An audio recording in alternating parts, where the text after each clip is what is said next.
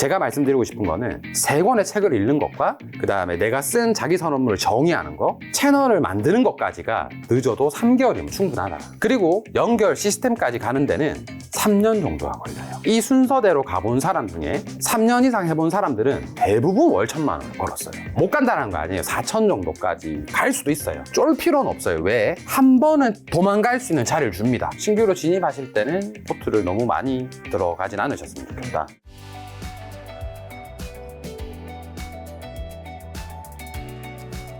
자, 오랜만에 전업투자자 김종봉 대표님과 함께하고 있는데요. 이번에 또 베스트셀러가 될 것 같은 평범하지만 부자가 되고 싶어. 이전에 이제 돈 공부는 처음이라 뭐 돈은 너로부터다. 돈은 시나리오 베스트셀러 이제 경제경영 책을 내시고 이번에 4번째 책인데 이 책과 관련해서 오늘 또 특별히 김작가TV의 이제 시청자분들을 위한 전용 강좌를 또 준비하셨다고. 짧은. 어떤 건가요? 사실 이제 제가 첫 책을 쓰고 처음 유튜브에 출연한 게 이제 김 작가 님 맞습니다. 채널에 출연했었고 아마 제 생각에는 이 책이 이제 제가 50대가 넘어가기 전까지는 마지막 책이 될 것 같다라는 마음에 아직 40대입니다. 네. 제가 그래서 동갑 친구거든요. 맞아요. 그래서 마무리를 좀 잘 하고 싶다. 네. 제가 8년 동안 시장에 나와가지고 첫 책을 쓰고 지금까지 정말 치열하게 열심히 살아왔는데 그 열심히 살아온 결과값에 대한 책을 이제 남겨야 되겠다 생각이 들어서 이 책을 선택을 하게 됐습니다. 알겠습니다. 그럼 20년 차 전업투자자 김종봉 대표님이 한번 짧은 미니 강의 한번 들어보도록 하겠습니다. 시작하시죠.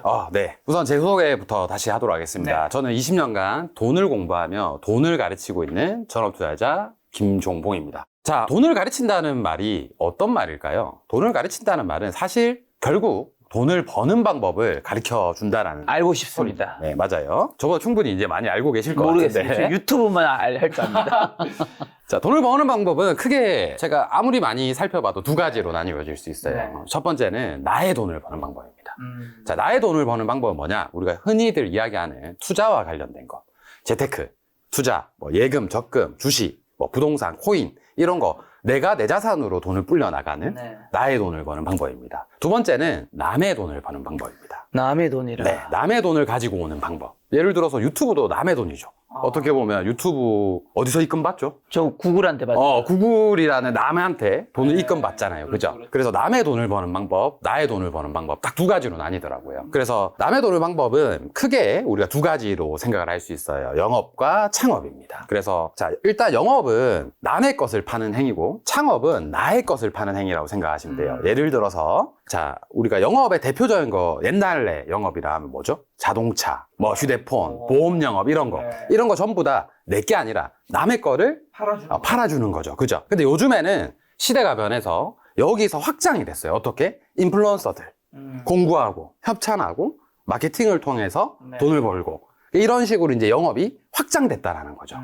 그리고 두 번째, 창업입니다. 자, 창업 옛날에는 어때요? 다 뭐 돈이 있어야 하는 뭐 식당을 차린다든지 편의점이나 카페 같은 거를 창업한다라는 거. 근데 지금의 시대의 창업은 많이 달라졌어요. 이제는 전자책 혹은 내가 좋은 채널을 하나 만들어서 채널로 인한 수익 혹은 강연을 통해서 얻어지는 수익도 이제는 창업의 영역에 들어올 수 있었다는 거예요. 그래서 과거에는 참 안타깝게 남의 돈을 버는 방법이 되게 어려웠어요. 왜냐? 나를 알리기가 어려웠거든요. 나라는 존재를. 근데 지금은 그 시기가 너무 앞당겨져서 시대가 좋아져서 이제는 나의 돈을 버는 방법보다 남의 돈을 버는 방법이 훨씬 더 편해졌다는 거죠. 저의 이야기를 잠깐 하자면 저는 2005년도에 주식을 처음 시작했어요. 그래서 2015년까지 오로지 주식으로만 돈을 벌어왔습니다. 즉 나의 돈을 버는 방법을 통해서만 돈을 벌어왔었죠. 그래서 15년도쯤에 제가 이제 월 1억 정도의 수익을 처음으로 찍고 10년 정도 투자를 통해서만 돈을 벌었던 그 과정을 모두 담아서 2권의 책에 담았습니다. 그래서 돈 공부는 처음이라 첫 번째 책, 그리고 돈의 시나리오 2번째 책을 담고 그 결과값을 사람들이 어떻게 하면 실행할 수 있을까 고민해서 시장을 이기는 종목이라는 타이틀로 우리 김작가TV에서 처음 공개를 했었죠. 그래서 많은 사랑을 해주셨고 너무 감사하게 지금도 많은 분들이 사랑해 주셔서 감사한 마음입니다. 그리고 2015년도부터 다음을 통해서 네이버를 통해서 페이스북을 통해서 인스타그램이 활성화되고 또 유튜브도 활성화되면서 채널이라는 단어들이 활성화되기 시작했어요. 그러면서 신흥 부자들이 정말 많이 생기는 거예요. 20대 부자들, 30대 부자들이 예전에는 뭐 40, 50대 금수저들의 부자들의 영역이었다고 한다면 이때부터는 신흥 부자들이 정말 많이 생기는 거예요. 맞아요. 그러면 돈을 가르친다는 사람이 어떻게 돈을 버는 방법이 새로운 게 생겼는데 경험을 안 해볼 수가 없잖아요. 그래서 나도 이제 채널을 만들고 네. 채널과 관련돼서 나를 브랜딩하고 남의 돈을 버는 방법을 배우고 경험해야 되겠다. 네. 이런 마음에 준비를 해왔어요. 그리고 2025년 지금까지 이제 남의 돈을 버는 방법을 통해서 네. 지금은 제 투자 수익만큼 돈을 벌고 있습니다. 그래서 많은 사람들이 이렇게 물어봐요, 저한테. 대표님, 그러면 투자가 먼저인가요? 창업이 먼저인가요?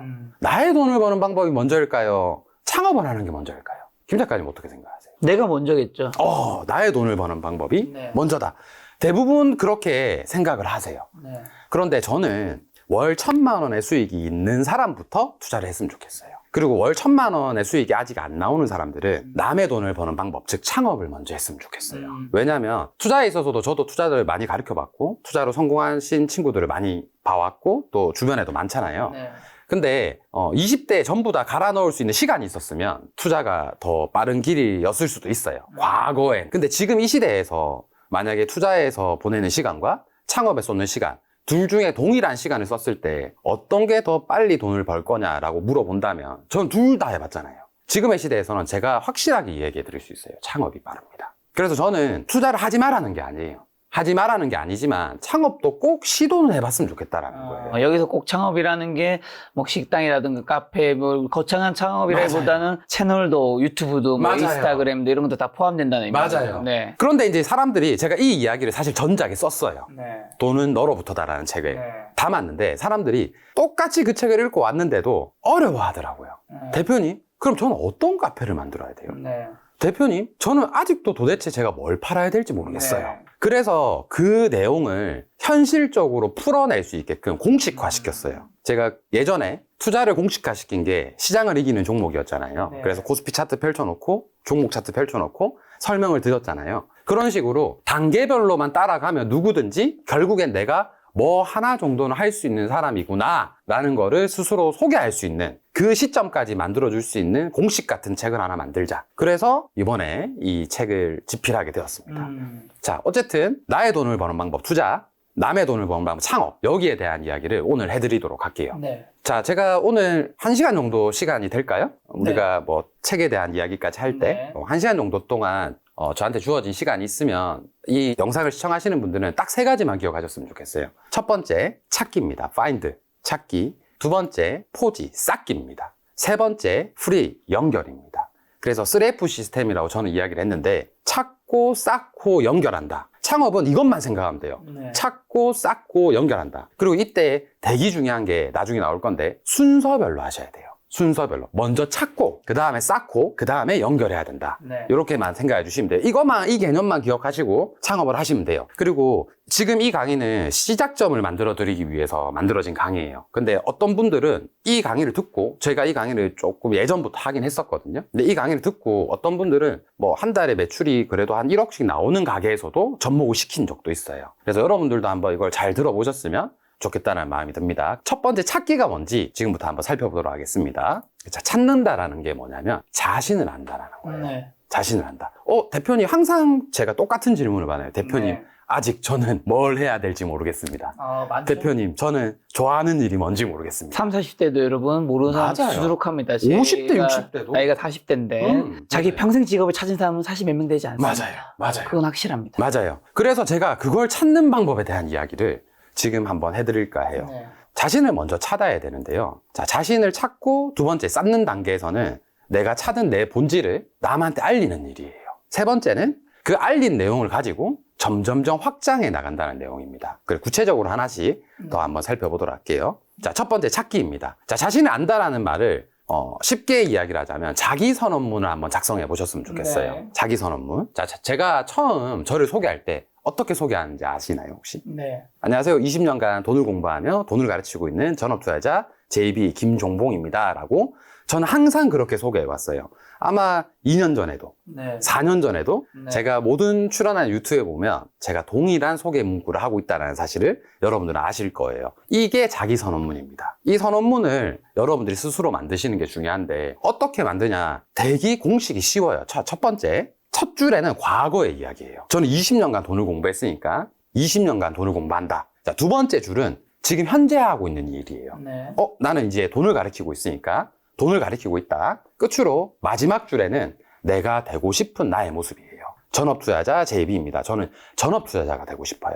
그래서 많은 사람들이 대표님 벌써 전업투자자 아니세요? 그러니까요. 라고 하는데 제가 이 전업투자자가 제가 이야기하는 전업투자자는 투자로만 먹고 사는 사람이 아닙니다. 그래서 제 첫 책에 나와 있긴 한데 저는 전업투자자가 온전히 저를 위한 시간을 쓸 수 있는 사람을 전업투자자라고 부릅니다. 그래서 이렇게 한 단어씩 정의하는 게 중요해요. 네. 네, 일단 지금은 이렇게까지만 그냥 써보는 거예요. 네. 아무 생각 없이. 그러면 예를 들어서 이거 실제로 저한테 상담 받으셨던 분들이 썼던 자기선언문이에요. 네. 안녕하세요. 저는 10년간 직장을 다니며 미니멀 라이프를 추구하는 미니멀 전문가 땡땡땡입니다. 라는 사례도 있었고 또 다음에는 안녕하세요. 저는 5년간 독박 육아를 하며 네. 경력 단절을 극복하기 위해서 네. 새로운 시작을 돕는 누구누구누구입니다. 이렇게 써요.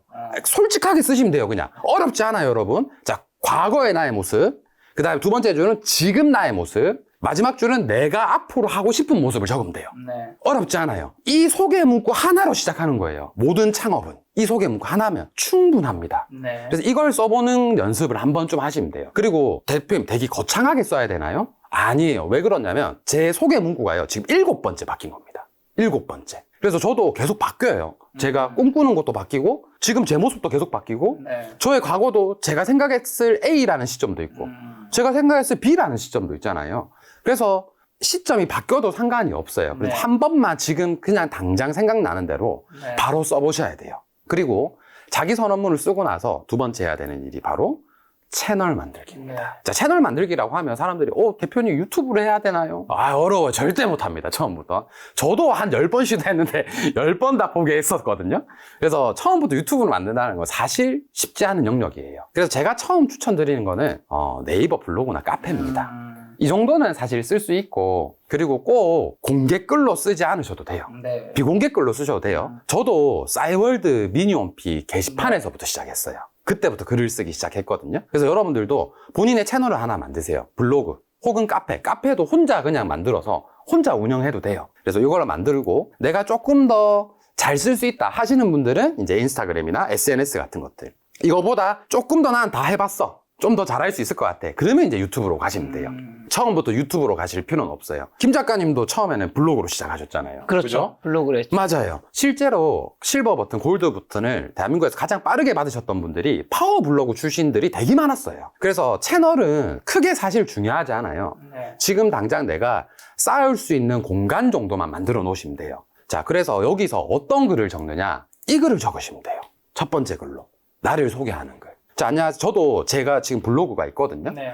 저는 이제 카페를 운영하고 있기 때문에 블로그를 크게 많이 신경을 쓰지 않고 있지만 제 블로그 첫 글이 뭐냐면 저를 소개하는 글이에요. 2018년도에 써져 있는 글입니다. 지금으로도 한 7, 8년 됐죠. 제가 해봤던 것만 가르치는 거예요. 네. 그때 저를 소개할 때 이렇게 소개를 합니다. 저는 20년간 돈을 공부하고 돈을 가르치고 있는 전업투자자 JB입니다. 라고 소개를 하고 여기 어떤 글을 쓰냐? 이거 각 단어를 정의해 보는 거예요. 첫 번째 글로. 대부분의 사람들이 대표님 그래 블로그는 만들었고 카페는 만들었는데 여기에 뭘 써야 될지 모르겠어요. 거기에 써야 될 글은 본인이 자기 선언문에 썼던 내용들이에요. 예를 들어서 돈을 공부한다는 게 뭔지 써보는 거예요. 내 생각을. 내가 잘 모르겠다 생각이 들면 찾아보는 거예요. 돈 공부 책을 읽어본다든지 돈을 공부하는 게 뭔지 GTP한테 물어본다든지 돈을 공부하고 있는 사람들이 어떤 사람인지 찾아보는 거예요. 네. 그래서 내가 썼던 이 자기 선언문의 단어들을 하나씩 정의해 보는 거예요.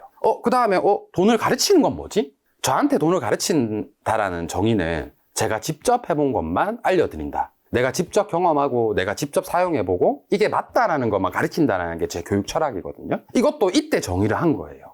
나한테 돈을 가르친다는 건 어떤 의미일까? 네. 이런 걸 정의해 보는 거예요. 그 다음에 전업투자자라는 것도 정의해야 되겠죠? 전업투자자 정의해 보니까 투자를 통해서만 먹고 사는 사람? 이게 아니었어요. 저한테 전업투자자는.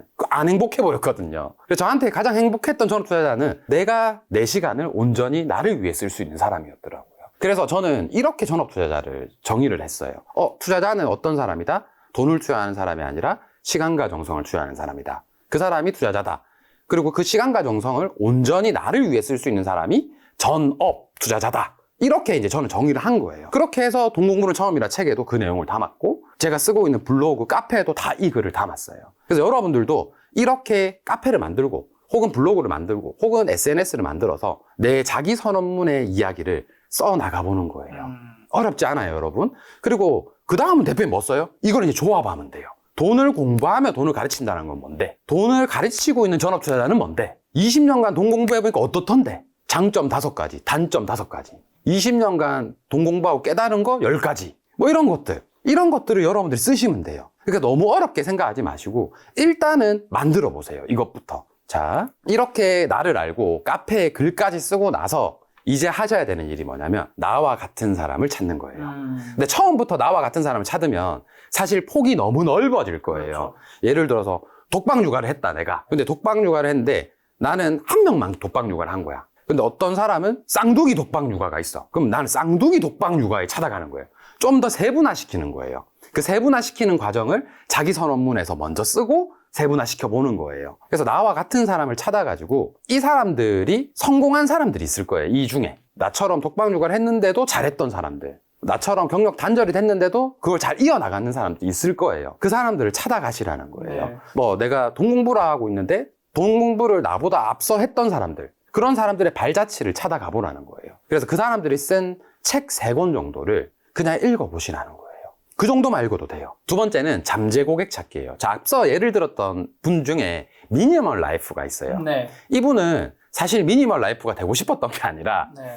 원룸에 살다 보니까 너무 좁으니까 복잡한 거야. 그래서 작은 거 필요한 것만 사는 습관을 들였대요. 그래서 그 작은 공간을 꾸미는 환경으로 이제 점점 찾아가기 시작한 거예요. 내가 관심 있는 걸 사는 공간이 생길 거 아니에요. 네. 뭐 오늘의 집에 가볼 때도 있고, 원룸 디자인과 관련된 곳에 갈 때도 있고, 미니멀 라이프와 관련된 책을 읽으면서 그런 걸 추구하는 사람들의 모임이 있는 데도 있을 네. 거고, 그런 데에 일단 가보는 거예요. 가봐서 이 사람들이 뭘 많이 구매하고, 네. 뭘 궁금해하고, 뭘 많이 적어놨는지 한번 살펴보라는 거예요. 네. 그래서 첫 번째, 내가 가장 나의 이상과 가까운 사람이 어떻게 살고 있는지, 그리고 지금 뭘 하고 있는지.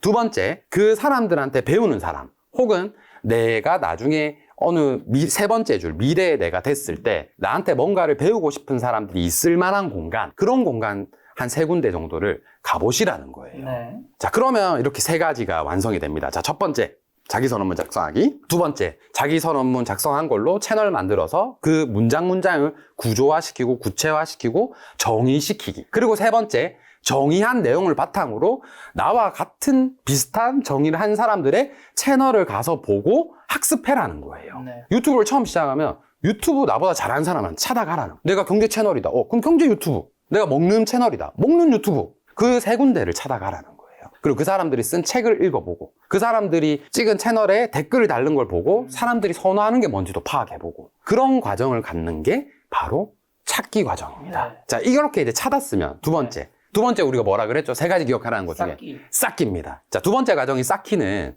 이제 카페에다가 제가 글을 계속 쓴다 그랬죠. 그리고 제가 봤던 잠재 고객이 있는 커뮤니티에도 글을 계속 써나가는 거예요. 인스타그램을 계속 써나가고 블로그를 계속 써나가고 나와 관심 있는 사람들이 모여있는 카페에서 내 글을 계속 써나가는 거예요. 그게 바로 쌓기입니다. 계속 내 글을 쌓아나가고 나를 계속 알리기 시작하면 대표님 도대체 이 어려운 과정을 언제까지 해야 돼요? 라는 질문을 많이 하세요. 그 언제까지가 어디냐면 시장에서 제안을 먼저 받을 때까지입니다. 여러분들 블로그에 10명도 안 와도 상관없어요. 진짜로. 실제 사례인데요. 저희 직원이 제가 이거를 작년에 가르쳐서 이 방식대로 블로그에 글을 쓰기 시작했어요. 하루 평균 방문자가 20-30명이 안 되거든요. 네. 근데 관련된 분야에 교육을 해달라고 연락이 온 거예요. 여러분들 잘 생각해 보세요. 여러분들이 만약에 교육 담당자면 뭐 누군가 강사를 찾을 때 검색을 할 거 아니에요. 예를 들어 뭐 재테크 강사 이렇게 검색을 해보면 내 블로그가 노출만 되면 돼요. 근데 거기에 내가 어떤 사람인지 적혀져 있어야 되겠죠. 그래서 자기 선언문을 써야 된다라는 거예요. 근데 그렇게만 해놔도 하루에 아무도 안 오더라도 나를 필요로 하는 사람들은 검색을 해요. 나를. 내가 구체화적으로 정의가 돼 있으면. 네. 그래서 미니멀 라이프 강사 이렇게도 해시태그 걸고 네. 뭐 예전에는 그러니까 이렇게 알리는 일이 너무 어려웠다는 거예요. 그래서 나를 파는 게 너무 어려운 일이었는데 지금은 아니라는 거예요. 누구나 강사로서 혹은 내가 팔 수 있는 뭔가를 남한테 제공할 수 있는 시대라는 거예요. 그렇게 해서 시장에서 제안을 첫 번째 받을 때까지 글을 쌓아 올려야 돼요. 시기적으로 얼마나 대표님 많이 걸릴까요? 라고 하는 질문에는 나중에 뒤편에 답을 드릴게요. 그러면 이 과정을 최종적으로는 언제까지 해야 되는지 말씀을 드리자면 시장에 이제 제안을 할 수 있을 때까지입니다. 이건 뭐냐? 내가 제안 받을 때는 공급가에 의해서, 시장가에 의해서 내 몸값이 판단이 돼요. 그러니까 예를 들어서 내가 뭐 재테크 강의를 가는데 15만 원, 나를 섭외를 한 거야. 그럼 이 시장에 제안 받는 거잖아요. 그리고 제안 받는 거는 어쩌면 시장이 어려워지면은 제안이 안 올 때도 있어요. 김 작가님 생각나시죠? 코로나 때 오프라인 강연 다 끊겼잖아요. 그렇죠. 그때 강사로 먹고 사시던 분들 진짜 힘들었었단 말이에요. 그렇죠. 그잖아요. 그래서 이렇게 환경이나 혹은 다른 부분들에 의해서 시장에서 제안을 올 때까지 기다리는 거는 사실 내 마음대로 선택을 할 수가 없어요. 근데 내가 시장에 제안할 수 있을 때까지 쌓는다면 코로나 때 오프라인이 다 막혔네? 그럼 나는 온라인으로 강의하는 거를 누군가한테 제안해보고 싶어. 그리고 내가 지금까지 모았던 카페들이 있겠죠. 네. 카페 회원이나 뭐 블로그 회원이나 이 사람들한테 이제 내가 제안할 수 있죠. 예전에는 시장에서 오는 강연만 받았는데 이제는 저 이번에 이렇게 강의 한번 할 거예요. 들으실 분들 오세요. 이렇게 제안할 수 있잖아요. 그래서 이렇게 시장에서 제안 받을 때부터 시장에 제안할 수 있을 때까지 반복적으로 쌓아야 합니다. 자, 남한테 알리고 쌓기 과정 중에서 가장 중요한 핵심 메시지가 있어요. 이 메시지가 뭐냐면 바로 이겁니다. 내가 가장 초라할 때, 가장 평범할 때 가장 많은 글을 남겨놓으셔야 돼요. 제가 첫 번째 글을 어디에 썼다고 말씀드렸죠, 아까? 싸이월드. 네, 싸이월드 미니 홈페이지에 제가 당시 한 10분 정도 글을 썼어요. 그래서 싸이월드나 블로그에 꼭 글을 써야 되는 이유가 뭐냐면 거기에 뭐가 남죠? 날짜와 연일이 남아요.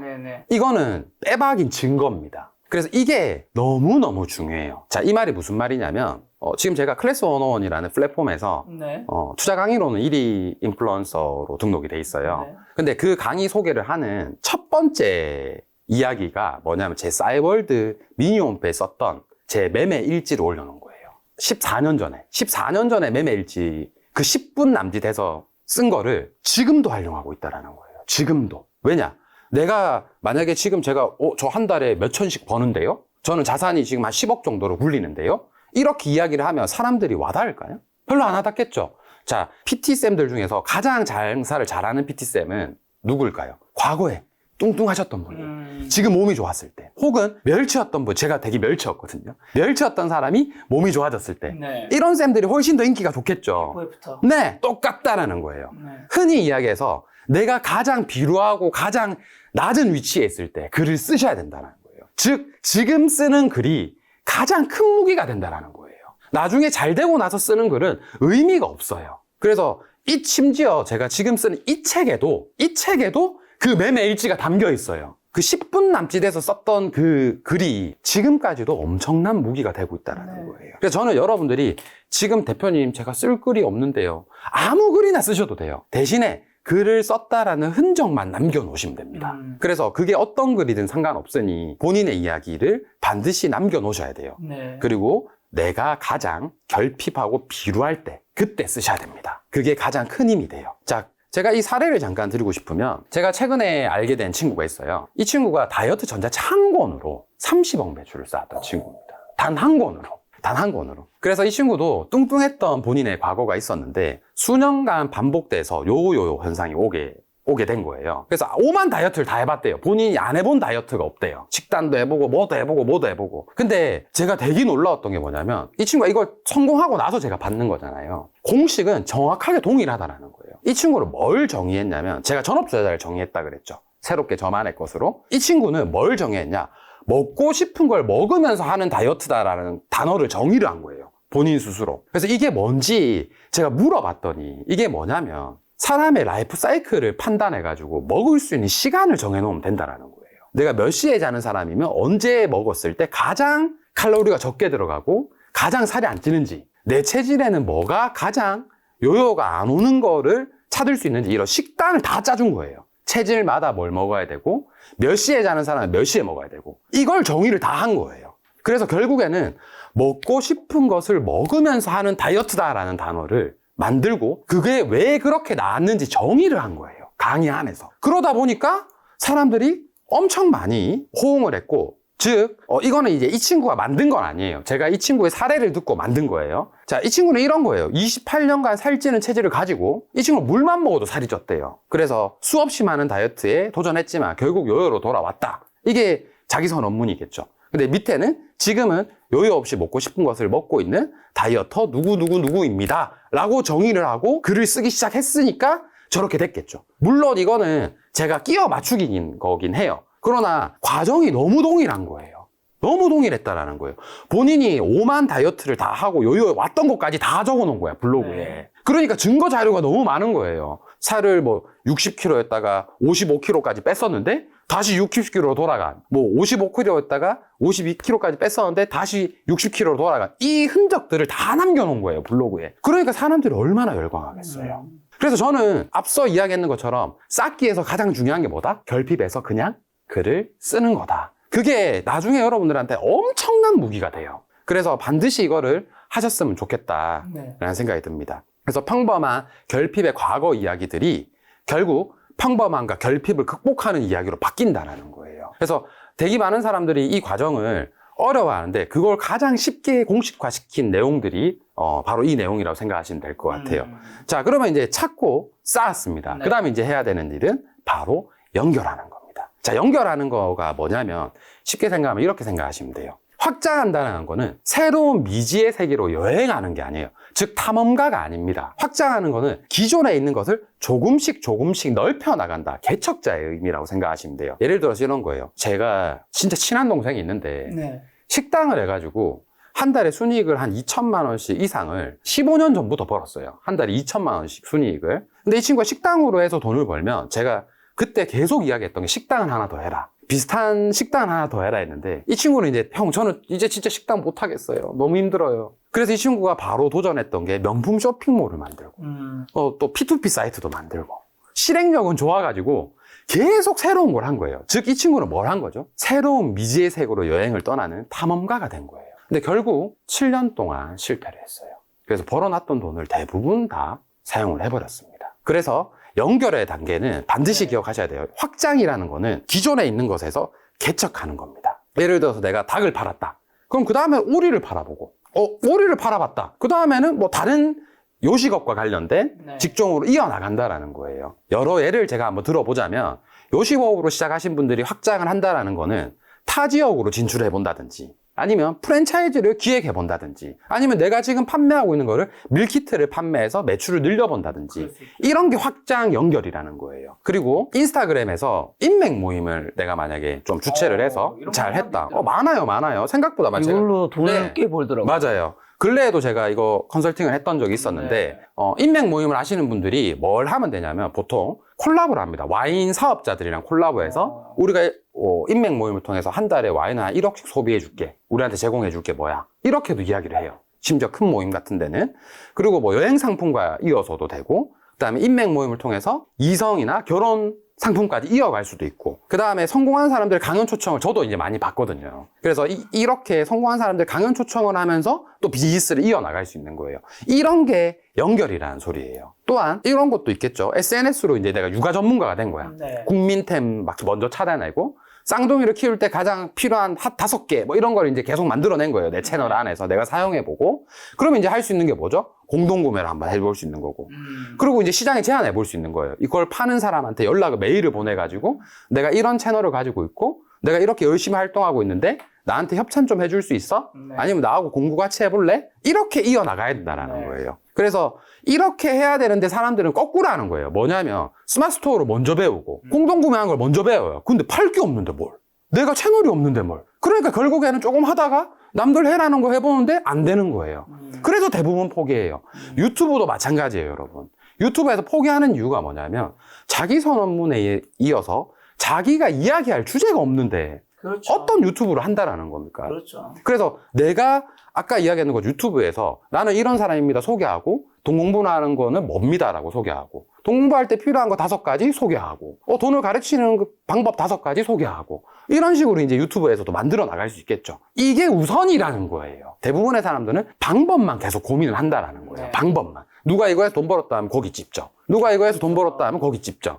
그렇게 하면 안 된다라는 거예요. 요즘에 뭐 SNS, 뭐 인스타그램, 유튜브 어떻게 하면 돈 버는지. 맞아요. 요즘에 좀 더 핫한 건 AI로 돈 버는 맞아요. 방법 뭐 많은데. 결국에는 내가 먼저 나를 정의하고 그 다음에 내가 어떤 사람인지 정의하고 그 정의의 끈을 이어가지 않으면 그 뒤에 컨텐츠는 만들어지지 않는다라는 거예요. 그래서 저는 이런 식으로 이제 계속 연결 확장해 나간다라는 단계로 생각하셨으면 좋겠어요.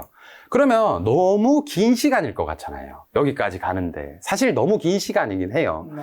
그래서 반드시 제일 처음에 서두에 설명드렸던 것처럼 이거를 순서대로 해야 된다는 거예요. 근데 대부분의 강의들은 뭐죠? 연결 확장에 대한 이야기만 해요. 이렇게 하면 돈 쉽게 법니다. 저렇게 하면 돈 쉽게 법니다. 근데 절대 아니라는 거예요. 찾고 쌓고 연결하는 방법을 배우셔야 된다는 거예요. 찾고 쌓고 연결하는데 그렇게 오래 안 걸려요. 그리고 여러분들 찾기, 자신을 알자라는 단어를 다른 말로 하면 제가 지난 책에도 2년 전에 쓴 지난 책에도 표현을 했는데 본질입니다. 본질이고 쌓기를 다른 말로 하면 뭐죠? 브랜딩입니다. 그다음에 연결을 다른 말로 하면 시스템입니다. 자, 시스템이라는 단어가 조금 왜 연결이 시스템이지 생각할 수 있는데 내가 여행 모임을 운영하는 운영자라면 나는 와인은 잘 모르는 거잖아요. 근데 와인 전문가랑 이제 뭘 할 수 있죠? 콜라보 할 수 있어요. 그럼 내가 와인에 공부해야 되는 시간을 어떻게 할 수 있죠? 아낄 수 있어요. 그게 시스템이에요. 시스템의 핵심은 뭐죠? 시간을 줄이는 겁니다. 시간을 빼오는 거예요. 그래서 남의 시간을 활용할 수 있는 게 시스템의 정의라는 거예요. 근데 내가 남한테 줄 시간이나 내가 남한테 줄 자본이 없으면 시스템은 완성이 될까요? 안 됩니다. 그래서 시스템에서 반드시 필요한 거는 내 시간이 우선 먼저 쌓여야 된다. 이렇게 생각해 주시면 좋을 것 같아요. 그래서 찾기에 걸리는 시간은 단 하루입니다. 하루면 자기 선언문을 쓸 수 있어요. 그리고 쌓는 데 걸리는 시간은 3개월입니다. 자, 대표님 3개월 만에 된다고요? 제가 말씀드리고 싶은 거는 3권의 책을 읽는 것과 그 다음에 내가 쓴 자기 선언문을 정의하는 거, 채널을 만드는 것까지가 늦어도 3개월이면 충분하다. 그리고 연결 시스템까지 가는 데는 3년 정도가 걸려요. 제가 이렇게 이 순서대로 가본 사람 중에 그리고 꾸준히 이거를 하루에 2시간 이상씩 써서 3년 이상 해본 사람들은 대부분 월 1,000만 원을 벌었어요. 정말 대부분 월 1,000만 원을 벌어요. 그러면 그 3년이라는 시간이 너무 길다면 여기까지만 해보라는 거예요. 3개월하고 하루입니다. 3개월하고 하루만 하면 여러분들 어떻게 되냐? 이미 시장에서 5% 이상의 상위 전문가가 돼요. 아니 무슨 5% 이상의 상위 전문가 어떻게 되냐? 여러분들 대한민국에 주식하는 사람들 중에서요. 주식책 3권 이상 정도 간 사람이 5%가 안 됩니다. 제가 100% 장담할 수 있어요. 마찬가지예요. 내가 육아와 관련된 전문가가 되고 싶다. 육아책 3권 읽은 사람 100% 없습니다. 상위 5%입니다. 무조건이에요. 자기개발하고 싶다? 자기개발책 3권 이상 읽은 사람 100명 중에 5명 안 됩니다. 그래서 여러분 딱 3권의 책만 읽으시면 돼요. 그럼 이미 뭐다? 상위 5%의 전문가예요. 그러면 쓸 수 있는 거는 무한대로 나옵니다. 그래서 이미 3개월하고 하루만 쓰더라도 여러분들은 남의 돈을 벌 수 있는 그 기초를 마련하실 수 있다는 거예요. 제가 상담을 정말 많이 해요. 첫 책 쓰고 지금까지 오프라인 대면으로 만나 뵀던 분들이 한 4,000명은 넘는 것 같아요. 지금도 1년에 100명 이상은 실제로 오프라인으로 대면하면서 상담을 이어나가고 있어요. 그런데 직장생활 10년 하신 분, 직장생활 20년 하신 분, 직장생활 30년 하신 분도 있을 거예요. 또한 대표님 저는 집에서만 가정주부로만 10년 살았어요. 가정주부로만 20년 살았어요. 가정주부로만 30년 살았어요. 이렇게 대답하시는 분들이 있거든요. 근데 이분들한테 제가 항상 똑같은 질문을 드려요. 어떤 질문을 드리냐면 직장생활 30년 하신 분한테 20년 했을 때로 돌아가면 어떤 걸 하실 거예요? 라는 질문. 직장생활 20년 하신 분한테 직장생활 10년 하신 분으로 돌아가면 어떤 걸 하실 거예요? 직장생활 10년 하신 분한테 사회초년생 때 뭐 하실 거예요? 라고 물어보잖아요. 전부 다 대답이 비슷해요. 뭘 대답할 것 같아요? 직장생활 30년 한 사람이 10년 전으로 돌아가면 뭘 하고 싶다 할 것 같아요? 그때 회사를 그만둘걸? 전혀 모르겠는데요? 정답이 있었어요, 방금. 뭐라고 했죠? 솔직하게? 그때 회사를 그만둘걸? 그때 회사를 그만둘걸? 그리고 새로운 시작할걸? 그리고 새로운 시작을 할걸? 창업할걸? 뭐 그런 건가요? 창업할걸? 맞아요. 그때 내일을 할걸. 그때 내일을 찾을걸. 동일했어요. 10년 직장생활 하신 분도 10년 전으로 돌아가자면 뭘 하실 거예요? 하면 내일을 찾아볼 거예요. 20년 하신 분도 과거로 돌아가면 뭐 하실 거예요? 나의 일을 찾아볼 거예요. 가정주부분들도 똑같더라고요. 20년 동안 대표님 저는 진짜 애들을 위해서 가족을 위해서 시간을 많이 써왔어요. 그래서 과거로 돌아가시면 뭐 하시고 싶으세요? 내가 좋아하는 일을 한번 찾아볼 것 같아요. 내가 하고 싶은 일을 한 번쯤은 고민해 볼 것 같아요. 이런 이야기를 하시더라고요. 그래서 그 내가 하고 싶은 일을 찾을 수 있는 방법에 대한 답을 줘야 되겠다. 이게 내 양지에서의 마지막 미션이겠구나. 그래서 그거를 찾기 위해서 많이 노력했고 그 결과값을 이번에 내어서 책으로 출판하게 되었습니다. 여러분, 지금 당장 시작하면 3개월 1일 후에 여러분들의 일을 시작하실 수 있습니다. 지금까지 20년간 돈을 공부하며 돈을 가르치고 있는 전업투자자 김종봉이었습니다. 감사합니다. 찾기와 쌓기와 연결. 네, 맞습니다. 근데 사실 요 이야기만 들었을 때는 무슨 말인지는 알겠으나 3개월 1일 만에 안 될 것 같다 생각하시는 분이 굉장히 많을 것 같은데 그 자세한 방법은 아마 요 책에 평범하지 않은 부자가 되고 싶어 이 책 안에 아무래도 강연 뭐 지금 한 3, 40분 만에 다 담을 수는 없으니까 맞아요. 이렇게 짧은 미니 강연에 아마 담아주지 않나 싶습니다. 책에 제가 미션을 많이 넣어놨어요. 네. 그래서 책을 보시면서 그때그때 이 미션지를 실행을 하시면 돼요. 네. 자기 선언문을 못 쓰겠다 하시는 분들은 그 앞에 뭘 해야 자기 선언문을 쓸 수 있는지 그런 미션을 제가 10가지 넘게 담아놨고 특히 이제 마지막에는 사실 투자도 담았어요. 그래서 왜 투자를 담았냐라고 저한테 질문을 많이 하시더라고요.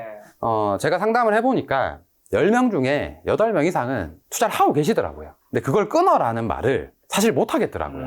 하지 마라 해도 할 거기 때문에. 그래서 이왕 할 거면 좀 쉬운 방법을 찾았으면 좋겠다. 이런 마음에 제가 사용했던 펀드 전략 한 가지를 담았고 그걸 책 속에 QR로 담았으니까 QR 찍으시면 영상으로 이렇게 또 강의를 미니 강연 한 번 더 했습니다. 그래서 어쨌든 여러분들의 인생에 좀 도움이 되셨으면 좋겠고 제가 이제 진짜 한 50대까지는 활동을 많이 안 할 생각이라 가지고 올해 내년까지만 딱 활동하고 안 할 생각이라서 여태까지 활동했던 것들이 여러분들한테 많이 도움됐으면 좋겠다 이런 마음에 이제 오늘 준비를 하고 왔습니다. 알겠습니다. 아직까지 뭐 대부분 제 주변도 그렇습니다. 20대뿐만 아니라 30대, 40대 넘어서 50대에도 평생에 내가 하고 싶은 일을 못 찾으신 분들에게 이 책을 보신다면 여러분들이 하고 싶은 일을 할 수 있는 일로 만드는 방법을 좀 알려주지 않을까 싶습니다. 평범하지만 부자가 되고 싶어. 평범한 사람들이 부자가 될 수 있을까요, 근데? 그럼요. 제가 너무 평범했기 때문에. 그 본인도 평범하셨잖아요. 근데 평범한 모두가 경제적 자유를 달성한 거는 아니잖아요, 사실. 현실적으로. 그렇죠. 근데 저는 사실 하고 안 하고의 차이라고 봐요. 그리고 또 하나는 사실 이건 조금 죄송한 이야기긴 한데 결혼 전에 깨달았으면 더 성공할 확률이 높은 것 같아요. 왜냐면 결혼 후에는 해야 할 일들이 많아요. 책임질 가족도 생기고 책임질 가족들 덕분에 써야 되는 시간도 생기고 맞습니다. 그래서 사실 좀 젊은 친구들이 봤으면 좋겠지만 그래도 본인의 소득 이상은 언제든지 직장을 다니면서도 벌 수 있다고 확신을 해요. 저는 너무 많이 그런 사람들을 만들어 봤고 그리고 실제로 제도 해봤던 길이고 그래서 저는 뭐 충분히 가능하다라고 봅니다. 최근 미니 강의에서 마지막 질문은 독자들이 책의 내용을 못해서가 아니라 안 해서 부자가 되지 못했다는 사실을 깨닫게 하고 싶었다고 했는데 그게 무슨 의미죠? 사실 하는 방법을 제대로 과정을 설명해 준 책이 여태까지 저는 못 봤어요. 제가 이쪽 분야로 계속 2년 전부터 공부를 하고 찾아봤거든요. 시장 조사를 해봤거든요. 근데 대부분 뭐 시스템을 만들어라. 근데 시스템을 만들기 위해서 브랜딩이 돼 있어야 되고 브랜딩이 되기 위해서 내가 하고 싶은 걸 찾아야 되는데 이 과정을 정확하게 담은 책이 없더라고요. 그래서 그거를 모르기 때문에 안 했던 것 같아요. 그래 몰라서 못 했던 거죠. 어떻게 보면. 그러면 알면 할 수 있냐? 할 수 있게끔 공식으로 담았긴 해요. 제가 해봤고 제 주변에도 하고 있고 지금도 도전하고 있는 제 주변에 많은 친구들이 있기 때문에 저는 충분히 가능하다라고 생각을 합니다. 그래서 하면 할 수 있다. 네, 하면 할 수 있다. 김종봉 대표님과 평범하지만 부자가 되고 싶어 요청을 가지고 이제 1부에서 이제 긴 이야기 나누었는데 2부에는 그래도 오셨으니까 원래 또 이 김종봉 대표님을 수식하는 거는 전업 투자잖아요. 전업 투자자에게 주식 안 여쭤볼 수 없죠. 현재 한국 증시가 이제 3,600, 뭐 지금 살짝 떨어져 있긴 하지만 굉장히 이제 좋은 자리에 와 있기 때문에 사람들이 이제 궁금해 할 거란 말이죠. 앞으로 더 갈 것인가. 여기서 이제 고점을 찍고 좀 조정을 받을 것인가. 현재 지수 어떻게 보시나요? 자, 저는 지수에 대한 설명을 할 때 여러분들 지금 지수에 대한 설명을 할 때 두 가지를 기억해 주시면 돼요. 자, 첫 번째는 레벨업이라고 생각하시면 되고요. 레벨업. 두 번째는 도망가자라고 생각하시면 돼요. 아시겠죠? 이 두 가지만 듣고 한번 차트를 한번 보도록 할게요. 자, 두 가지만 기억하세요. 레벨업, 그 다음에 도망가자. 오케이. 자, 과거부터 한번 보도록 할게요. 증시는 항상 오를 때 한 번에 오르고 한 번 더 올라요. 그게 레벨업 구간이거든요. 자, 여기 이때도 한번 살펴보도록 할게요. 자, 급등을 해야 돼요. 급등하고 눌림 나오고 어때요? 레벨업! 그죠? 나왔나요? 또 급등하고 눌림 나오고 레벨업. 자, 보세요. 그리고 밑으로 내려왔을 때 또 급등할 줄 알았는데 못 오르죠. 그럼 이때가 도망가자. 이해되세요? 네. 자, 이거 주봉이에요, 주봉. 자, 또 똑같이 볼게요. 아까는 언제였죠? 자, 아까는 IMF 오기 전에 1993년도 차트예요. 네. 이때도 볼게요, 이때도 볼게요. 이때는 IMF네요. 네, IMF 끝나고 우리 코로나 위기랑 비슷해요. 자, 한번 쭉 오르고 어때요? 레벨업 하네. 레벨업 하죠. 그죠? 여기까지 하고 한 번 더 레벨업 했긴 했네요. 네. 그런데 이게 여러분 1년이거든요, 1년. 그럼 한 여기서 여기까지 한 6개월 정도 될 거예요. 네. 레벨업 한 번 하고 나서 이제 뭐가 나와요? 도망가자. 또 모르면 레벨업 하고 나서는 도망가자 기다리면 돼요. 맞나요? 네. 자, 보세요. 자, 또 넘어갈게요. 여기서도 비슷하네요. 자, 어때요? 한 번 오르고, 어때요? 눌림이 나오고, 네. 어때요? 레벨업. 레벨업! 그죠? 네. 그 다음 여기서 못 오르죠? 여기서 뭐 해야 돼요? 도망가자! 아시겠죠? 됐나요? 네. 자, 또 갑니다. 또 계속 한번 가보고, 여기도 있네요. 자, 여기도 가볼까요? 한번 쭉 오르고, 깊은 눌림이 나왔어요. 그죠? 네. 그 다음에 또 어떻게 돼요? 레벨업. 레벨업! 그죠? 여기서부터 뭐가 돼요? 도망가자! 되죠? 네. 그죠? 자, 잘 보세요. 이 차트를 반복해요.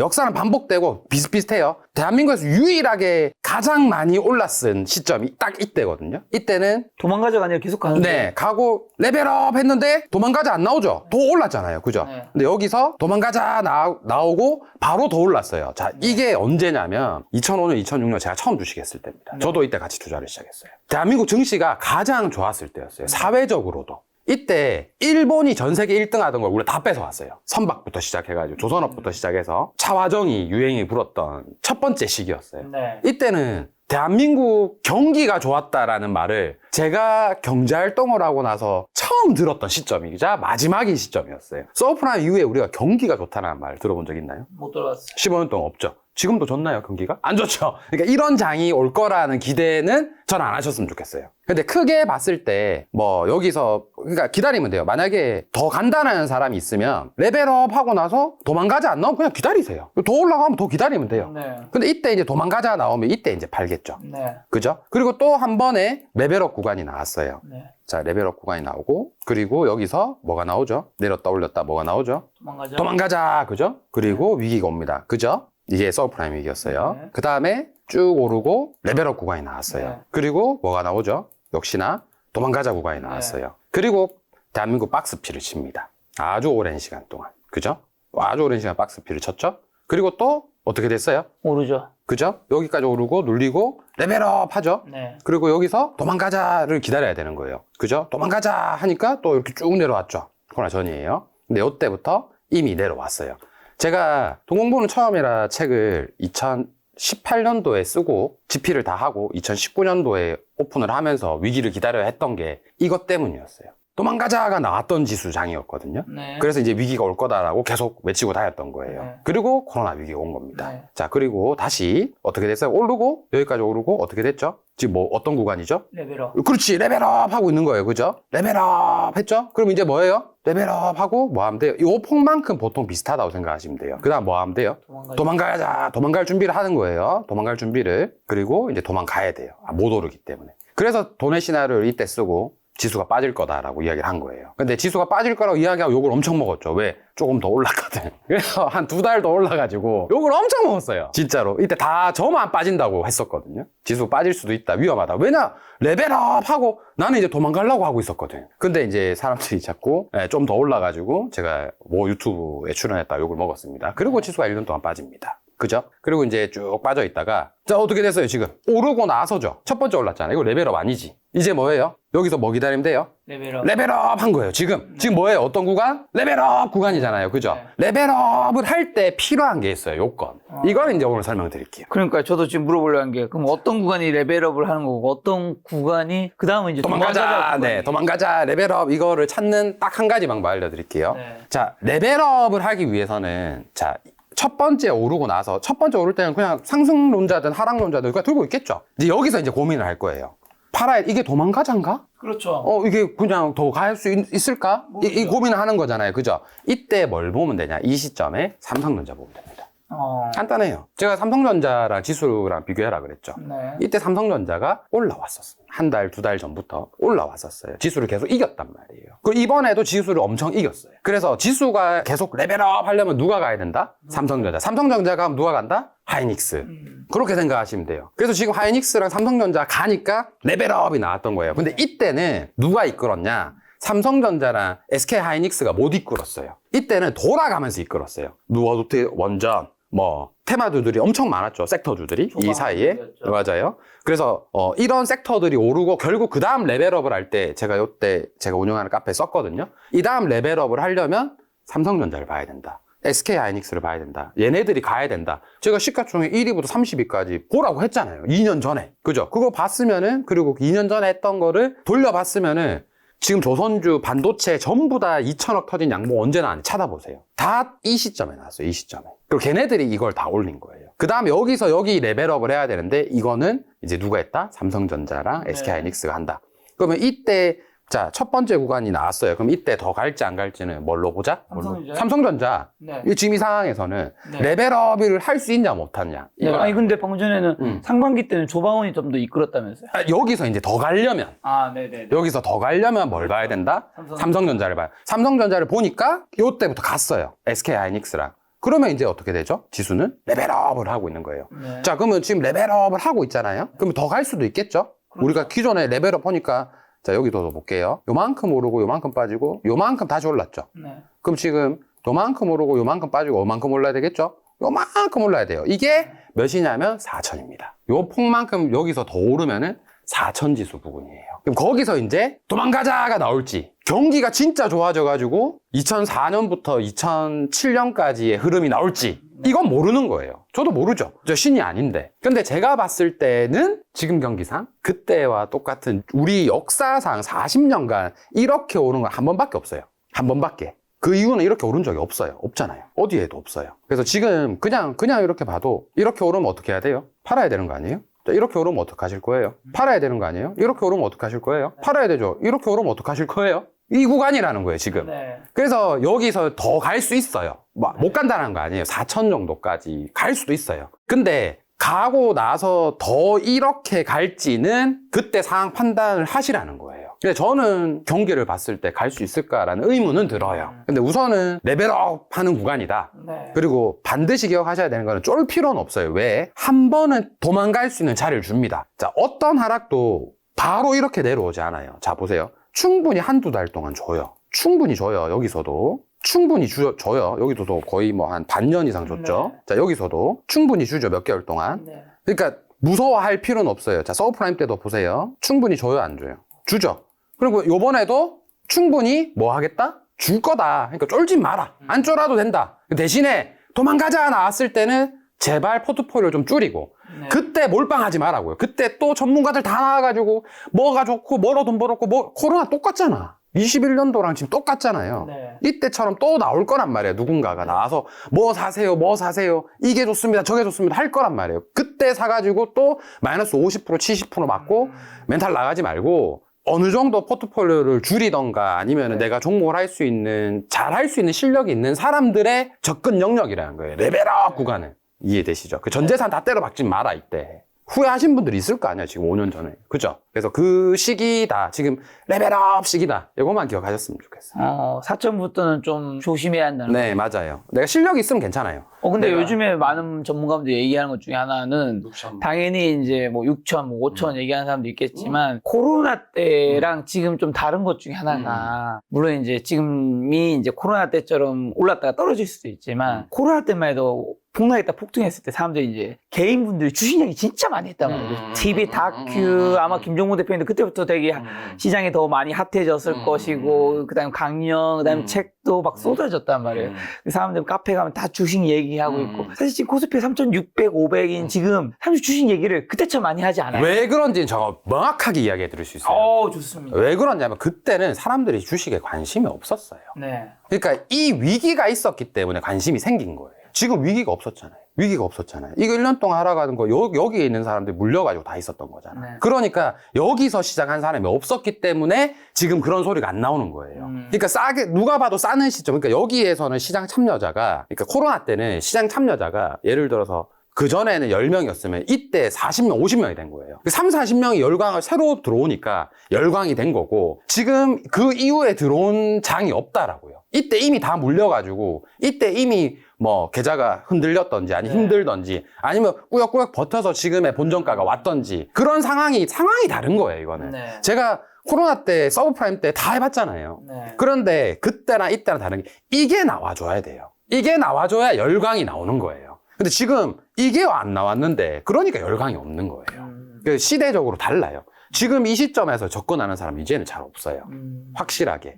그래서 그게 상식적이지 않나요? 지금 여러분들 주식 새로 시작하시는 분들 많지 않아요. 그렇죠. 요즘에 뭐 없잖아요. 이미 하던 분들이. 그렇죠. 이미 어디서 하던 분들이 여기서 하던 분들이 여기 코로나 때 고점에서 하던 분들이 네. 맞잖아요. 근데 만약에 그러면 이제 어쨌든 이제 곧 있으면 지금 레벨업을 하겠지만 네. 이제 곧 있으면 도망가자 구간이 온다라는 네. 건데 당연히 뭐 주식이 언젠가는 오겠죠. 언젠가는 오를 수 있고 당연히 언제나 오를 수는 없는 거니까. 맞아요. 근데 이제 만약에 4천을 되고 난 다음에도 더 오를 수 있는 조건들도 있을 거란 말이에요. 네, 그거는 맞아요. 경기가 좋아져야지. 그렇죠. 더 오른다는 저는 건가요? 맞아요. 저는 그게 요건이 돼야 될 것 같다라는 생각은 들어요. 우리나라가 어쨌든 뭐 밸류업을 하겠다. 네. 그다음에 여러 섹터들이 돌아가면서 선순환이 되면서 시장의 참여자들을 좀 더 다시 네. 활기차게 만들고 있고 하지만 그럼에도 불구하고 새로운 시장 참여자가 많다라고 느껴지진 않거든요. 근데 그 새로운 시장 참여자가 고점에서 무조건 많은 건 아니에요. 2018년도에도 여러분들 지수가 1년 동안 올랐어요. 17년도에. 제가 이때도 매매를 했으니까 알겠죠. 네. 1년 동안 안 빠졌어요. 1년 동안. 1년이라는 시간 짧아요, 길어요? 길죠. 길잖아요. 네. 올해 1월부터 12월까지 빠진 구간이 없다니까? 그런데 이때 시장 참여자 많이 늘었을까요? 안 늘었어요. 지금이랑 비슷해요. 그러고 나서 위기가 오니까 어때요? 너도 나도 이제 시작한 거예요. 안 하던 사람들도 시작하고 예전에 서브프라임 본 사람도 이때 시작하고 네. 이렇게 된 거예요. 그러고 나서 여기서 이제 그 열광이 터진 거죠. 근데 지금 이 상황이라고 이 상황 때도 없었어요. 별로 많이 열광하거나 이런 게 없었죠. 상황을 이게 짧게 주식을 한 사람들은 그렇게 생각할 수 있는데 네. 저처럼 여기서부터 주식을 해본 사람들은 그때랑 지금이랑 시장의 분위기가 다른 이유는 간단해요. 네. 이런 것 때문이에요. 그러면 지금 같은 코스피 3,600 정도인 이런 상황에서는 너무 비중을 많이 늘리지 말라는 건가? 아니면 좀 나중에 떨어질 지금은 수 그냥 있을까요? 가지고 있는 사람들은 네. 그 보유하면 되고 왜 네. 레벨업 구간이니까 뭐 본인이 더 잘 알고 있으면 상관이 네. 없고 본인이 혹시나 잘 모르겠다 싶으면은 지금의 레벨업 구간이구나 네. 근데 도망가자 구간이 언제 나올까까지만 기다리면 될 것 같아요. 한 번에 무너진 경우는 잘 없어요. 그래서 대신에 도망가자 구간에서 포트를 반드시 조금은 줄였으면 좋겠어요. 줄여놓고 고민하시라는 거예요. 더 가면 더 먹고. 지금 보면 한국 증시를 이렇게 보시면 미국의 S&P 500이라든가 나스닥도 좀 모릅니다. 비슷하게 네. 보시나요? 모릅니다. 아, 미국 그래서 안 주식은 보고요. 네, 안 봐요. 잘. 미국 주식이 네. 잘하지 않기 때문에. 네, 최근에 제가 올해 미국 주식을 시작하긴 했거든요. 네. 근데 지수를 보면서 하지는 않고 있어가지고 네. 특별히 모르는 걸 아는 척 할 수는 없어서 네. 네, 말씀을 드릴 수는 없고 지수는 뭐 제가 좀 잘 맞췄었고 여태까지 그리고 지금도 뭐 보유하고 있으신 분들은 보유를 해도 되는 곳이지만 신규로 진입하실 때는 포트를 너무 많이 들어가진 않으셨으면 좋겠다. 라는 생각이 들어요. 근데 이게 과거를 가지고 차트라는 게 당연히 과거가 돼버리는 거니까 네. 이게 딱 지나보면 다 명확하게 얘기할 수 있는데 이게 레벨업 하는 구간은 명확히 알겠지만 도망가자 구간이 좀 애매하긴 하죠. 이렇게 있다가 레벨업 할 수도 있고 이렇게 하다가 진짜 도망가자 구간이 될 수도 있고 이거는 지나봐야 알잖아요. 맞아요. 그러면 그 근데 4천 되고 난 다음에 도망가자인지 레벨업인지 그 구간을 좀 저는 약간 조금 뭘로 찾냐면 네. 오른 폭으로 찾긴 해요. 아, 폭으로. 그러니까 급등을 하면 이렇게 천천히 오르면 좀 오래 오르고요. 급등을 하면은 오래 못 가요. 지난 차트에서 보면 좀 대부분 그래요. 그렇네요. 네, 대부분 그래요. 왜냐면 대부분 그런 인간의 심리를 담은 게 차트이기 때문에 네. 급등을 해서 지금 되게 급격하게 올라가고 있거든요. 그렇죠. 네, 그러면은 반대로 우리 되게 격언이 있잖아요. 산이 높으면 골이 깊다. 네. 그래서 그렇게 이야기를 좀 드리고 싶어요. 근데 뭐 제가 사실 뭐 지수를 보면서 장기 투자하는 투자자는 아니기 때문에 뭐 이게 명확하다라는 말씀을 못 드리겠지만 저는 어쨌든 코로나 위기를 잘 활용했고 그리고 올해 그 4월부터 제가 지수가 좋다라고 계속 말씀을 드렸어요. 그래서 어디서 도대체 이게 나와서 말했는데 하고 유튜브 출연 제가 2년 동안 안 했긴 했는데 제가 매월 컬럼을 쓰고 있기 때문에 컬럼에서 올해 4월부터 지수가 좋아진다라고 이야기를 드렸고 그 시작점도 삼성전자 였고 그리고 또 여러 섹터들이 올라오고 있었기 때문에 좋았다고 생각을 했던 거고 이번에도 뭐 마찬가지예요. 지수를 제가 뭐 스윙을 해서 지금까지 뭐 주식을 보유하고 있고 이런 건 아니거든요. 저는 단기 매매가 우선이기 때문에 그런데 제가 본 지수는 여태까지 봤던 지수는 지금의 레벨업 구간이고 레벨업을 하면 저는 사실 3,600 정도를 예상을 했었어요. 올해 4월에 많이 가면 3,600일 것 같다라고 예상을 했었는데 이 첫 번째 구간이 너무 길게 나왔어요. 생각보다. 여러 섹터들이 돌아가면서 이렇게 치더라고요. 그래서 첫 번째 구간이 길면은 두 번째 구간도 이에 준할 만큼 올라오는 게 기본적인 패턴이었어요. 여태까지. 그래서 그거를 계산을 해보니까 한 4,000 부근 정도 되더라고요. 그래서 그때는 조금 조심해야 되는 시점이 아닐까? 마치 요런 시점 정도 되지 않을까? 이런 생각을 해요. 그래서 여기서 제가 돈의 시나리오 책 쓰고 이때 이제 나와가지고 이야기하다가 몇 개월 동안 지수가 도망가자 구간이어서 이야기를 했는 건데 안 떨어져가지고 잘못했다 뭐 이렇게 막 달리다가 나중에 여기까지 오니까 이제 내 말이 맞았다 이렇게 된 거거든요. 그래서 지금도 뭐 비슷하다고 생각하시면 네, 3,800에서 4,000 정도 오면 그거 한번 고민해봐야 되는 구간이지 않을까. 그리고 이거 주봉 차트고 이렇게 음봉이 뜰 때 좀 조심하시면 돼요. 주봉상 이렇게 음봉이 뜨고 이렇게 깊게 하락이 나올 때예요.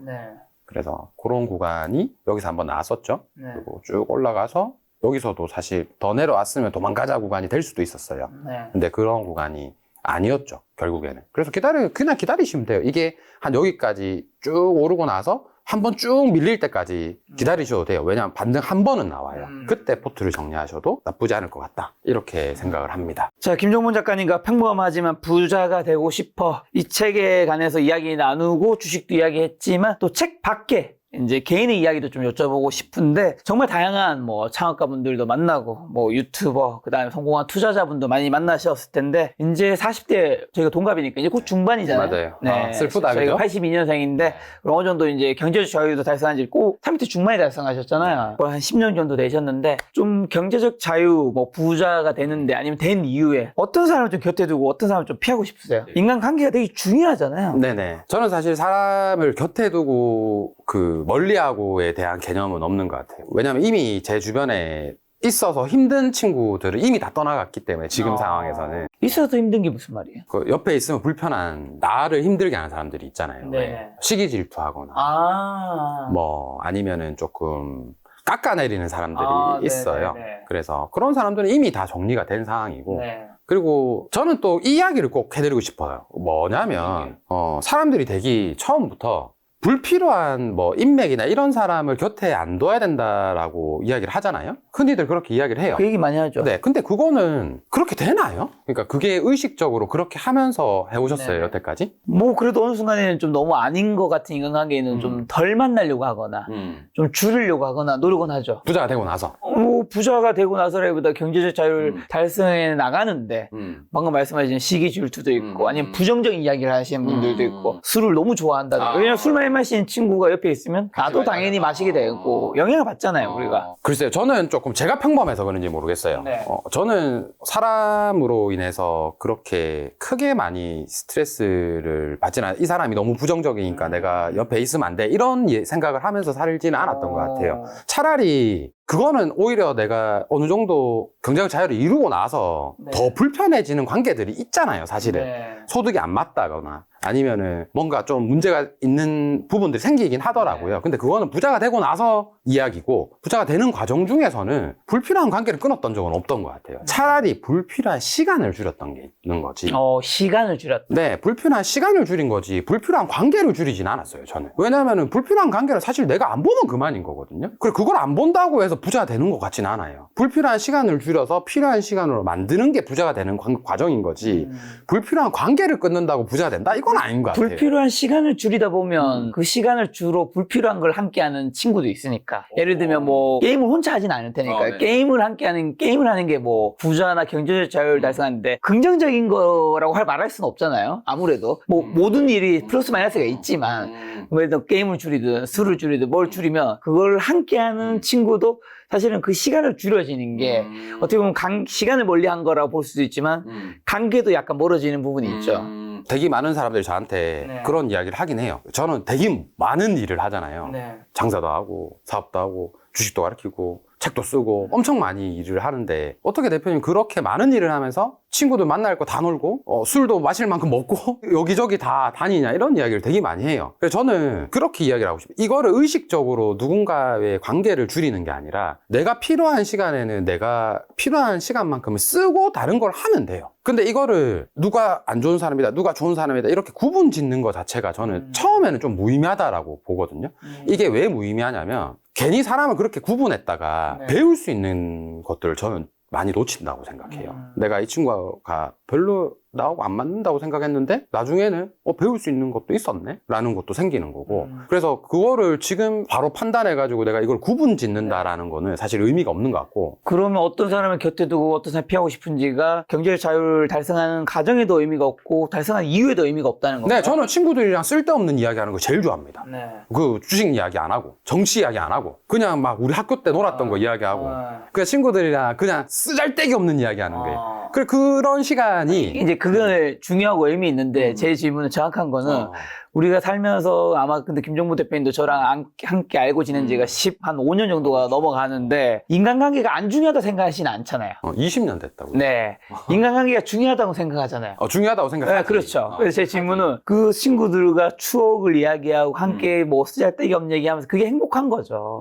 근데 모든 사람과 내가 인간관계 다 끌고 가고 그런 건 아닐 거죠. 그러니까 어떤 사람을 좀 더 가까이 하고 어떤 사람을 좀 멀리 해야 하느냐라는 질문인 거죠. 그러니까 모든 인간관계가 중요하지만 다 가져갈 수는 없으니까. 제 정확한 질문은. 그러니까 모든 사람을 다 계속 가져갈 수는 없으니까. 그렇죠. 예를 들면 김종봉님이 대학 시절에 제가 처음 만났는데 그때 인간관계 100이었다면 거기서 누군가가 하차를 했기 때문에 시간이든 비중이든 새로운 사람이 들어온 거고 그렇잖아요. 조금씩 줄어들고 새로운 사람 들어오고 왜냐하면 사이가 컨트롤할 수 있는 인간관계의 숫자의 최대가 제가 여기서 봤는데 300명인가 맞아요. 그렇다고 하더라고요. 네, 맞아요. 그거는 사실은 다 할 수는 없으니까. 맞아요. 그러니까 그런 것들이 네. 내가 하고 있는 일에 따라서 왔다 갔다 하는 거지 내 의지로 왔다 갔다 하진 않았다라는 거예요. 뭔가 자연스레. 자연스럽게 내가 내 시간을 잘 쓰고 네. 내가 내 시간을 쓰다 보니까 나하고 같이 하는 혹은 나하고 쓸데없는 이야기도 나누는 그런 친구들이 남은 거고 이 사람은 내가 안 볼 거야 해서 시간을 아끼진 않았다라는 거예요. 그래서 결국에는 내가 쓰는 시간에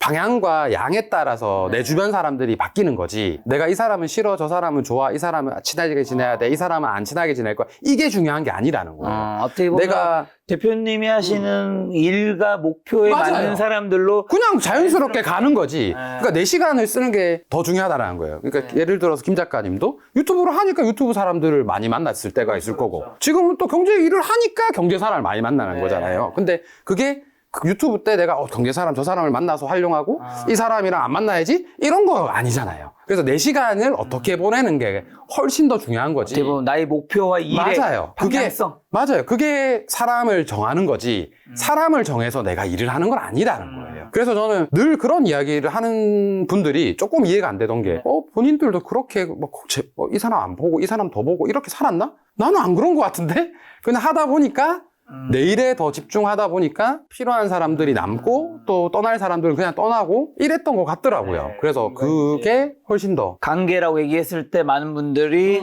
이제 어떤 사람을 피하고 어떤 사람 가서 가까이 하고 이렇게 맞아요. 생각할 테지만 대표님은 그걸 대표님이 안 했다가 아니라 근데 대표님은 그렇죠. 일과 개인이, 내 목표에 맞아요. 맞는 삶을 살면서 맞아요. 거기에 적합한 사람을 좀 더 많이 만나고 맞아요. 아닌 사람을 좀 덜 만나게 맞아요. 되고 그렇게 되는 것 같아요. 그게 한마디로 관계보다는 내 삶의 목표, 맞아요. 일, 맞아요. 그 방향성이 더 중요하다는 거죠. 맞아요. 그래서 또 저도 어느 정도 또 이렇게 또 활동하다가 또 전혀 밖에서 활동 안 하면 또 음주로 돌아가면 기존에 알고 계셨던 유튜버 분들이랑은 원래 안 친했던 분들은 또 다 연락을 안 하게 되겠죠, 자연스럽게. 그럼 대표님이 이제 경제적 자유를 달성한 지 이제 한 10년 정도 되셨는데 부자에 대한 오해는 어떤 것들이 있다고 생각하세요? 부자에 대한 오해. 네, 오해나 착각. 이건 사람들이 이제 많이 착각하고 있다. 요새는 이제 대부분의 사람들이 이야기는 하긴 하더라고요. 쉽게 된 것 같다라는 게 아니라는 거. 그렇죠. 네, 그 어떤 부자도 쉽게 이루어진 부자는 없다. 맞습니다. 그래서 그거를 저는 좀 알았으면 좋겠다라는 거에 첫 번째고, 두 번째는 많은 사람들이 부자가 새로운 일을 하는 사람들이라고 생각해요. 책에는 and와 and라는 걸로 담았는데 AND의 and는 새로운 걸 더하는 거잖아요. 되게 많은 사람들이 부자는 새로운 일을 많이 하는 사람이라고 생각하는데 아니에요. 제가 만나본 진짜 부자들은 새로운 일을 잘 끝내는 사람들이었어요. 그 새로운 일을 잘 끝내는 사람들이 어떤 뜻이냐면 내가 지금 이걸 할 수 있는 역량이 되나 안 되나를 평가할 수 있는 사람. 그러니까 내가 지금까지 했던 일에 대한 평가를 스스로 엔드할 수 있는 사람이 훨씬 더 부자들이 많더라고요. 그러니까 오히려 부자까지 가지 못하고 무너지거나 혹은 부자까지 성장하지 못하고 새로운 일을 계속 버려나가는 사람들은 오히려 더 조금 그 과정이 복잡하거나 중간에 포기하거나 실패하거나 이렇게 되더라고요. 그래서 부자는 새로운 일을 많이 만드는 사람이 아니라 기존의 일을 다듬어 나가는 사람인 것 같다 해서 저는 엔드가 더 맞는 것 같아요. 끝날 엔드. 그걸 잘 만드는 사람이 부자라고 생각합니다. 자, 그럼 부자의 말투는 좀 어떻게 다른 것 같으세요? 일반 사람들과 좀 다른 게 있나요? 일단 부자분들이 뭐 저는 일반 사람들보다 훌륭하다 생각하진 않거든요. 네, 저도요. 이게 뭐 인성적인 측면은 아니야. 근데 어쨌든 뭔가 어떤 돈이라는 측면에서 좀 더 똑똑하거나 아니면 뭔가 더 열심히 살았거나 효율적이거나 이 셋 중에는 최소 하나일 거라. 그게 아니라면 부정부패인데 그런 경우는 빼고 일단 일반적이지 않으니까. 그렇지. 시간과 정성을 쓴 사람들이지 네. 다. 부자의 말투는 어떻게 다른지 좀 일반 사람들과 뭐가 다른 것 같으세요? 마인드나 이런 것들. 어때요, 김 작가님은? 네. 저보다 훨씬 사실 부자를 더 많이 만나잖아, 지금. 네. 훨씬 많이 만나시는 김 작가님은 뭐 어떤 것 같아요? 부자들이 좀 더 긍정적이거나 좀 더 문제 해결을 잘하는 부분들이 있는 것 같아요. 이거 제 일반 지인들은 어떤 문제가 터졌을 때 뭔가 약간 우리가 다 어쨌든 감정과 이성이 있잖아요. 감정은 어떻게 보면 감성이라는 영역이기도 한데 감정적인 판단을 좀 더 많이 하는 것 같은데 성공하셨거나 부자인 분들은 그래서 이걸 어떻게 해결하지?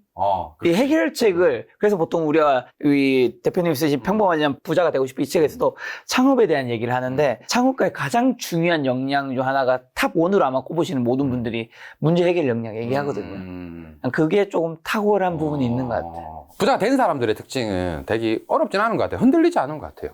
흔들리지 않 본인만의 길이 확실한 것 같아요. 네. 그러니까 원칙 같은 거죠. 그렇죠. 김 작가님 유튜브 네. 뭐 경제 관련 딱 이렇게 본인 하는 일에 대해서 네. 정확하게 정의하고 정확하게 내가 여기까지 할 수 있어 라는 역량을 정확하게 평가할 수 있는 사람. 그래서 본인이 못하는 영역에 있어서는 좀 솔직한 것 같아요. 부자들은. 부자가 아닌 사람들이 본인이 가진 역량보다 더 부풀려서 계속 얘기를 해요. 계속 이야기해요. 다 할 수 있을 것 같아요. 뭐 슈퍼맨처럼. 그런 사람들은 진짜 부자가 아니었던 것 같아요. 저는. 사기꾼이 훨씬 더 많았던 것 같고. 부자들은 못하면 못하는데요? 저는 그 역량이 안 되는데요? 어떻게 보면 근데 그게 그분들이 겸손한 걸 수다고 볼 수 있죠. 좀 다른 측면에서는 맞아요. 부자라기 때문에 뭔가 어쨌든 하나를 잘하는 게 명확하게 있으니까 이거에 대한 자신감이 있으니까 맞아요, 다른 맞아요. 거를 그냥 솔직하게 나 못하는 건데? 맞아요. 딱 이 말이 맞는 것 같아요. 약간 얘기하는 경향이. 네. 우리가 딱 사람들, 부자들 보면 부자가 겸손하다 하잖아요. 네. 그 겸손하다라는 의미가 제가 지금 말씀드린 것 같아요.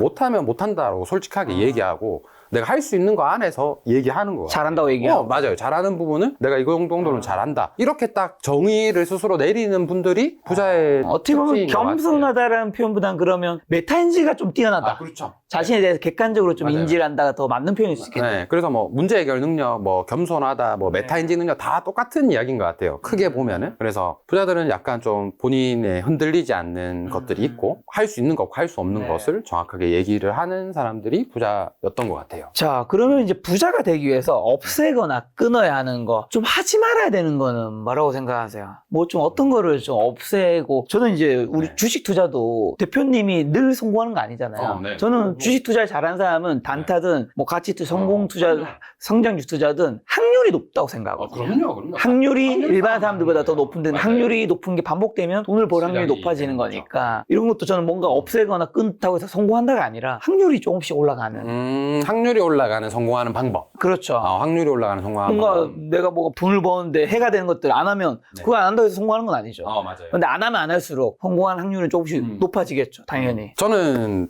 투자나 삶이나 네. 뭐 창업이나 작은 거 한 개씩 해봤으면 좋겠다는 생각이 좀 작은 들어요. 거. 한 개씩. 새로운 거. 네. 그러니까 저는 늘 동일하게 이야기하는데 인풋이 똑같으면 어떻죠? 아웃풋이 똑같죠. 똑같죠. 근데 사람들이 되게 인풋을 크게 바꾸려고 하니까 처음부터 시작을 못 하는 거거든요. 그래서 저는 그렇게 해보셨으면 좋겠어요. 출근길에 한번 다른 길로도 가보고 네. 평소에 안 듣는 음악을 들으면서도 가보고 네. 퇴근길에도 뭐 집에 올라갈 때 걸어도 한번 가보고 조금씩 내가 평소에 하지 않았던 거와 다른 걸 한 번씩은 작은 거에서부터 네. 그게 쌓이면 성공의 확률값이 높아지는 것 같아요. 새로운 걸 도전하는 게 어렵다라고 생각할 수 있지만 그래도 내가 할 수 있는 역량 안에서는 작게나마 이렇게 작은 변화를 더 보는 게 저는 좀 좋지 않을까 이런 생각을 하는 편이에요. 저는 여기서 좀 끊거나 없애야 되는 게 만약에 내가 지금 성공한 사람이 아니라는 거를 정확하게 알고 있고 만약 그런 상황이라면 약간 나를 끊었으면 좋겠어요. 내가 나를 끊는다. 네, 무슨 말이냐면 그 내가 성공하는데 어쨌든 노력이든 목표든 방법을 들여야 되는데 이 책에서 이제 평범한 부자가 되고 싶어 책에서도 그 세 권의 책을 읽고 뭐 멘토를 만나고 이런 그런 얘기를 하잖아요. 근데 그게 뭐냐면 어쨌든 그 멘토 만나서 뭐 기념사진 찍고 뭐 인증샷 이게 목표가 아니잖아. 어쨌든 그 책을 보고 하는 이유는 나보다 더 그 길을 먼저 걸어갔던 사람의 그 성공적인 방법과 노하우를 나한테 벤치마킹으로 사용하는 거잖아요. 그러니까 벤치마킹이라는 거는 뭐 똑같이 따라한다가 아니라 나보다 더 효율적이고 더 똑똑한 방법을 쓰는 사람의 것을 내가 배우고 활용하자는 거잖아요. 근데 굉장히 많은 분들이 뭔가 내가 살아왔던 방식 그대로 거기서 또 성공을 하고 거기서 무언가를 해서 이제 잘하려고 하다 보면 이미 이게 약간 그러니까 앞에 만약에 그게 성공하지 않았다고 한다면 제가 이걸 전제로 깐 이유가 이미 그게 약간 오답일 수 있는데 오답을 계속 노력하면 방향성이 틀렸는데 노력을 계속 넣는 게 굉장히 비효율적일 수 있는 거죠. 맞아요. 그러니까 인풋이 계속 똑같은 건데 아웃풋이 달라지지 않는다라는 그렇죠. 거잖아요. 맞아요. 네, 맞아요. 예를 들면 내가 지금 휘발유차인데 경유를 계속 놓고 있으면 차가 안 가거나 고장이 나겠죠. 그냥 그에 맞는 적절한 방법을 먼저 잘 하고 있는 분의 거를 벤치마킹을 하려면 근데 사람이 참 벤치마킹이 쉽지 않은 게 나를 잘 못 버리더라고. 예를 들면 제가 유튜브를 하다 보니까 저는 유튜브 안에서는 제가 그래도 정말 죄송하지만 고수라 생각하거든요. 그럼요. 제가 다른 건 고수 그렇게 얘기하지 않지만 왜냐면 이미 61만까지 왔으니까. 근데 제가 유튜브에 대한 얘기했을 때 이제 각자가 이제 생각하는 유튜브에 대한 철학이라든가 방법이 있을 수 있잖아요. 근데 뭐 저랑 이제 대화를 할 때 자기 고집을 피는 사람들이 있어요. 근데 구독자 한 1만, 3만, 5만인데 그때 이제 전 더 이상 뭐 말을 하지 않죠. 거의 이제 신 아니야, 거기 가면? 거기 가면 거의 신 아니야? 근데 거기? 그렇다 해서 제 말이 무조건 맞다가 아니라 맞을 확률이 좀 더 높겠죠. 그렇지, 그러면 그렇지. 해보는 게 중요한데. 그럼요. 근데 그 전에 저는 이런 것 때문에 이렇게 했는데. 그러면 이제 계속 그렇게 하면 되죠. 이게 벤치마킹이 생각보다 그렇게 단순한 영역은 아니라 생각이 들더라고요. 나를 버린다라는 단어가 어떤 말인지는 알 것 같아요. 그러니까 진짜 나를 버리자는 의미는 아니죠. 그렇지. 나의 잘못된 그렇지. 방법, 그렇지. 뭐 노력, 목표 이런 것들을 조금 이제 먼저 그거를 잘하는 분들의 그럼. 맞아요. 저는 그렇게 생각합니다, 저도. 네. 결국에는 사실 평범한 사람들이 가지고 있는 유일한 리소스는 시간밖에 없다라고 생각이 들어요. 그거밖에 없잖아요. 사실 진짜 없잖아요. 그러니까 결국에는 시간값을 어떻게 질적으로, 양적으로 더 잘 쓸 거냐. 그렇죠. 그 싸움이라고 생각을 해요, 저는. 그래서 그 방법을 일단 책에 담았고. 근데 이 시간과 관련해서 아까 첫 번째로는 조금의 시간이라도 다르게 살아보자 인풋을 그 이야기를 드렸던 거고, 두 번째는 좀 극단적으로 했으면 좋겠어요. 극단적이요? 네, 극단적으로. 그러니까 이게 어떤 의미냐면 나이가 들어서 시간이 빨리 가는 이유에 대해서 제가 들었던 적이 있어요. 저 얼마 전에 어디서 들은 것 같은데 네. 유튜브에 있었나? 이게 나이가 들수록 시간이 빨리 가는 이유는 반복되는 거를 계속 하기 때문에. 맞아. 새로운 걸 안 하고 네. 똑같은 걸 하다 보니까. 맞아요. 어렸을 때는 우리가 맨날 새로운 걸 하니까 맞아. 시간이 되게 안 가는 거 즐겁게 보내는데 나이가 들수록 이제 기억나는 시간이 없는 거예요. 그래서 시간을 저는 조금 젊게 썼으면 좋겠다. 새로운 걸 좀 더 해보고, 그리고 아까 이야기했던 극단적이라는 단어는 뭐냐면 똑같은 패턴으로 하지 않았으면 좋겠어요. 저는 예를 들어서 육아를 하더라도 늘 이야기하거든요. 제 주변에 육아하는 친구들한테. 애가 있으시죠? 저는 애가 둘이죠. 그래서 네, 저도 똑같이 했고 같이 앉아서 저는 육아를 안 했습니다. 와이프가 독학 육아를 거의 다 하는데 제가 육아를 할 때는 와이프한테 나가라 그랬어요. 차라리 나가서 그냥 실컷 놀고 온나. 혼자서 이제. 네, 혼자 실컷 놀아라. 그러니까 둘이 같이 육아를 한다고 내가 도와주는 게 저는 아니라고 생각해요. 그래서 반대로도 마찬가지죠. 남편이 막 직장 끝나고 주말에 막 계속 육아 도와달라고 할 때 차라리 도와달라 하지 말고 하루씩 서로 나가는 거예요. 토요일 날은 남편 보내주고 친구들 만나라, 술 한잔 먹고 와라, 이렇게 하고 그 대신 그 다음 날은 내가 나갈게. 왜 이렇게 이제 조금 극단적으로 해야 조금 더 서로가 서로한테 이득이 되더라고요. 저는. 그래서 괜히 너무 육아만 하는 삶에서 뭐 갇히는 게 아니라 각자의 삶도 좀 서로 노력을 해서 맞아요. 살아보자. 네, 맞아요. 제가 지금 그 책을 쓰고 강연도 찍고 있고 이래가지고 추석 연휴에 하루에 진짜 12시간 정도씩 일을 했어요. 한 7일 동안. 그래서 거의 안 쉬고 사무실 매일 나가서 아침부터 저녁까지 일을 했었거든요. 극단적으로 이렇게 시간을 써요, 저는. 일을 할 때도. 그리고 나서 쉴 때는 출근하고 계속 쉬어요. 놀고 자고 먹고 시간 집에서 보내고. 그러니까 이렇게 조금 극단적으로 시간을 써야지만이 더 행복한 시간들이 쌓이고 업무도 더 훨씬 뛰어나게 쌓이더라고요. 네. 그래서 저는 약간은 조금 극단적으로 시간을 좀 쓰는 거를 좀 연습을 해보셨으면 좋겠다라는. 다니는 회사를 그만두라는 얘기인가요? 그런 건 아니죠. 그런 건 아니죠. 본인이 대표니까 그건 가능한 얘기죠. 아니요. 그런 회사를 다니더라도 회사 다니고 회사 끝나고 나서 자기 개발에 좀 극단적으로 시간을 써보던지, 아니면은 운동에 좀 확실하게 시간을 써보던지, 네. 아니면은 뭐 내가 연애에 빠져 있으면 연애에 확실하게 시간을 쓰던지. 네. 저는 이렇게 그 하루하루를 좀 잘 썼으면 좋겠다라는 거예요. 하루 떠올렸을 때 내가 뭐 했지? 이런 게 아니라 맞아요. 딱 오늘은 뭐 술을 엄청 마셨다. 맞아요. 전날은 유튜브에 미쳤었다. 맞아요. 뭐 약간 좀 네. 컨셉이 있는. 맞아요. 저는 그 넷플릭스에 이번에 나온 것 중에 다 이루어질 진이라는 게 있어요. 그거 12부작인가 13부작인데 하루 만에 끝까지 다 봤습니다. 하루 만에. 그러니까 그렇게 시간을 쓴다라는 거. 그리고 나서 넷플을 또 한 두세 달 안 봐요. 조금 극단적으로 이런 식으로 시간을 쓰면 기억에도 남고 네. 저는 훨씬 더 좋은 것 같다라는 생각이 듭니다. 이 말씀이 이해가 혹시나 안 되신다면 요거를 제가 좀 번역해서 이야기를 한다면 무언가를 할 때 애매모호하게 하지 말라는 맞아요. 의미 같아요. 맞아요. 무언가 할 맞아요. 때는 몰입해서 네, 굉장히 해야지. 이걸 굳이 뭐 약간 좀 틀어서 독서로 한다면 최근에 서울대 교육학과에 이제 교수님 한 분이 이제 저희 채널에 나오셔서 이야기를 해주셨는데 그 주제도 독서를 할 때 여러 가지 주제를 한 번에 볼 수도 있잖아요. 다양하게. 6개월 동안. 그 다음에 예를 들면 6개월 동안 주식책만 이렇게 자기개발책만 독파할 수도 있잖아요. 근데 그분이 이야기를 들어보면 뭐 어쨌든 단기간 내에 여러 분야를 보는 것보다 한 분야를 정해놓고 그거를 쭉 보는 게 훨씬 더 몰입력이 뛰어나고 맞아요. 이것들이 다 연결돼서 내 것이 될 확률이 높다고 얘기하셨던 것 같아서 맞아요. 저도 이게 방금 말씀하신 그 어떤 컨셉, 몰입 정확한 측면에서. 것 같아요. 저도 군대에서 전역하고 1년 만에 재테크책 100권 읽었거든요. 네. 그때 제 모든 꿈이 다 설정되고 지금까지 걸어오게 된 시작점이 된 것 같아요. 근데 만약에 그때 건강책 한 권 보고 맞아요. 그 다음에 자기개발 한 거 맞아요. 보고 역사 한 권 보고 하면 사실은 딱 연결되는 건 없겠죠. 그런 것 같아요. 네. 자, 그러면 대부분 한국 분들이 열심히 사는데 왜 대부분 사람들이 좀 부자가 될 수 없을까요? 일반 분들이 부자가 되고 싶었다면 좀 뭘 바꿔야 될까요? 그리고 이제 일반 대중들 대상으로 강연을 많이 하잖아요. 네. 그러니까 뭔가 강연을 듣거나 강좌를 신청한다는 거는 무언가 바꾸고자 하는 건데 그 모든 사람이 다 바뀌진 않잖아요. 바뀌는 사람과 안 바뀌는 사람의 차이라고 해야 될까? 아까 도윤님이 말씀해 주셨던 것들이 좀 사실 안 바뀌는 사람들은 그런 것 같아요. 나를 좀 많이 못 버리시는 분들.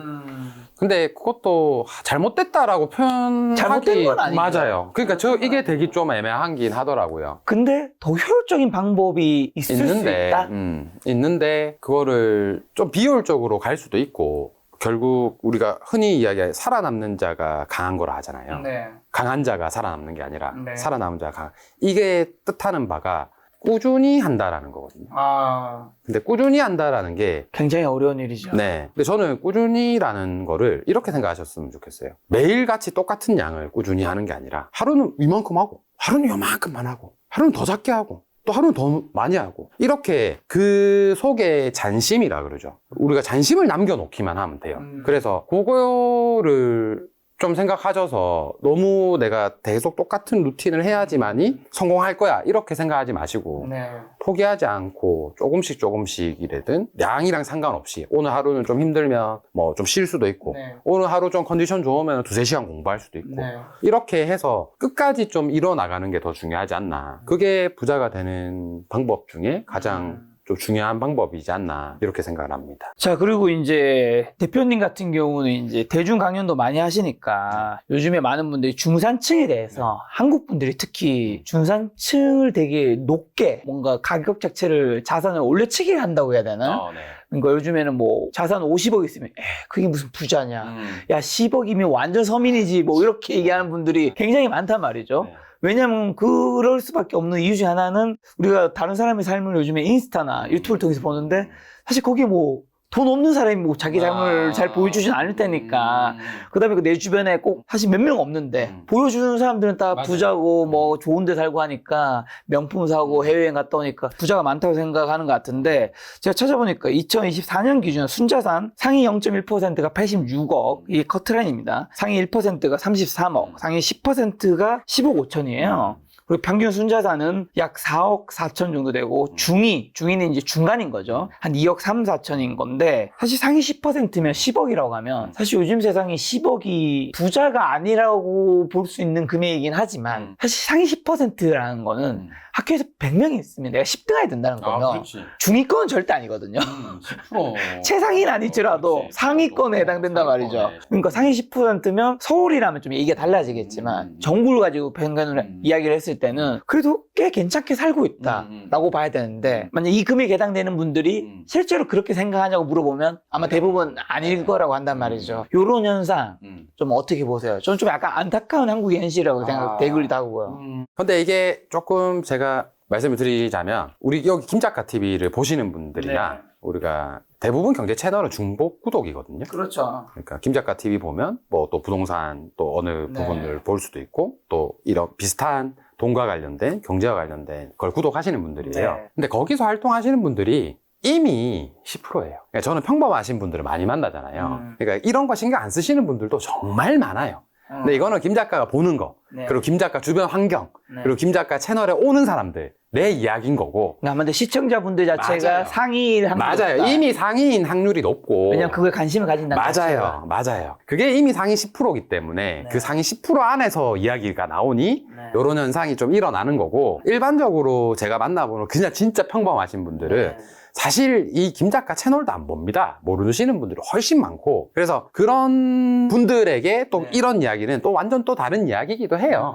그래서 저는 너무 이 부분에 있어서 사회적 문제라고도 생각하지만 또 반대로는 또 안 그런 사람들도 정말 반 이상이기 때문에 근데 이제 이 채널을 보시는 분들은 이제 다 상위 10%니까 거기에 대한 이제 문제가 생기는 거죠. 네. 그래서 저는 조금 여유로웠으면 좋겠어요. 오늘 우리가 산책 가가지고 네. 집값을 제가 서울 집값을 또 부동산 앞에서 마포구에 제가 경의도 숲길을 산책하다가 네.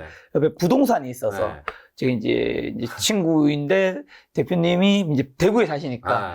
요즘 마포구의 현실을 보여주겠다. 네, 그래서 요 앞에 데리고 가더라고요. 저 진짜 보면서 좀 깜짝 놀랐어요. 공인중개사에 이제 붙어 있는 가격. 아, 네, 국평. 네, 국평 기준. 34평이 네. 거기가 두 군데 정도가 매매 가격이 있었는데 23억 25억 적혀 있었죠. 25. 어쨌든 호가죠, 호가. 맞아요. 그래서 와 그걸 보면서 이걸 보고 사는 사람들은 자괴감에 빠질 수 있겠구나라는 생각은 했어요. 저도 충분히. 근데 또 이 안에서 사는 사람들한테는 그게 또 일상일 수도 있잖아요. 그렇죠. 그러니까 지방에 사는 사람들이 그걸 보면 와, 씨, 난 뭐 했지? 이렇게 생각이 드는 거고, 거기에 대해서 너무 저는 휘둘리진 않았으면 좋겠어요. 지방에 산다고 해서 지방에서 돈 잘 벌어서 내가 그냥 행복하게 내가 잘 살고, 그렇죠. 내 월 수입 잘 올려가지고, 내가 현금 흐름 잘 만들어서 내가 즐겁게 살면 되는 거지, 너무 여기저기 그에 흔들려서 아쉬워하진 않으셨으면 좋겠어요. 네. 저도 오늘 진짜 보면서 조금 놀랬긴 했어요. 네. 그리고 대구에 제가, 서울집값이 비싸다는 얘기는 늘 들었어도 네, 이걸 눈으로 이렇게 딱 보니까, 불을 보니까. 근데 네. 그게 저희가 오늘 이제 걸으면서 눈으로 이제 그 부동산 앞에 붙어 있는 가격표를 본 거잖아요. 네.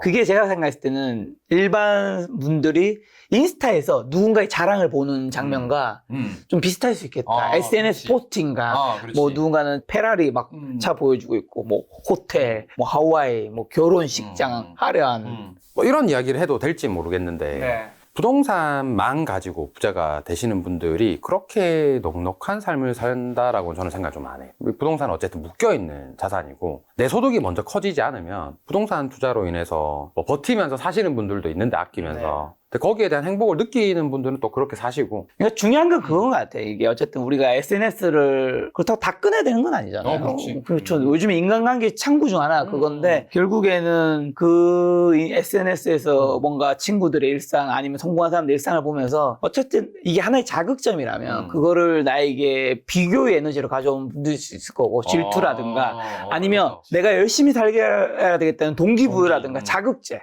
그런 역할로 똑같은 거지만 받아들이는 사람은 다를 거란 말이죠. 좀 좋은 쪽으로 받아들인다면 그분이 뭔가 어쨌든 어떤 사람이 내가 뭐 밑에서 위로 성공하겠다는데 아무 자극 없이 그런 걸 하진 않을 거죠. 무언가 자극은 필요하잖아요. 그냥 그런 에너지로 좀 하려고 하면 좋겠다. 그리고 나도 오늘 좀 보니까 서울의 집값을 보면서 좀 자극은 됐어요 많이. 네.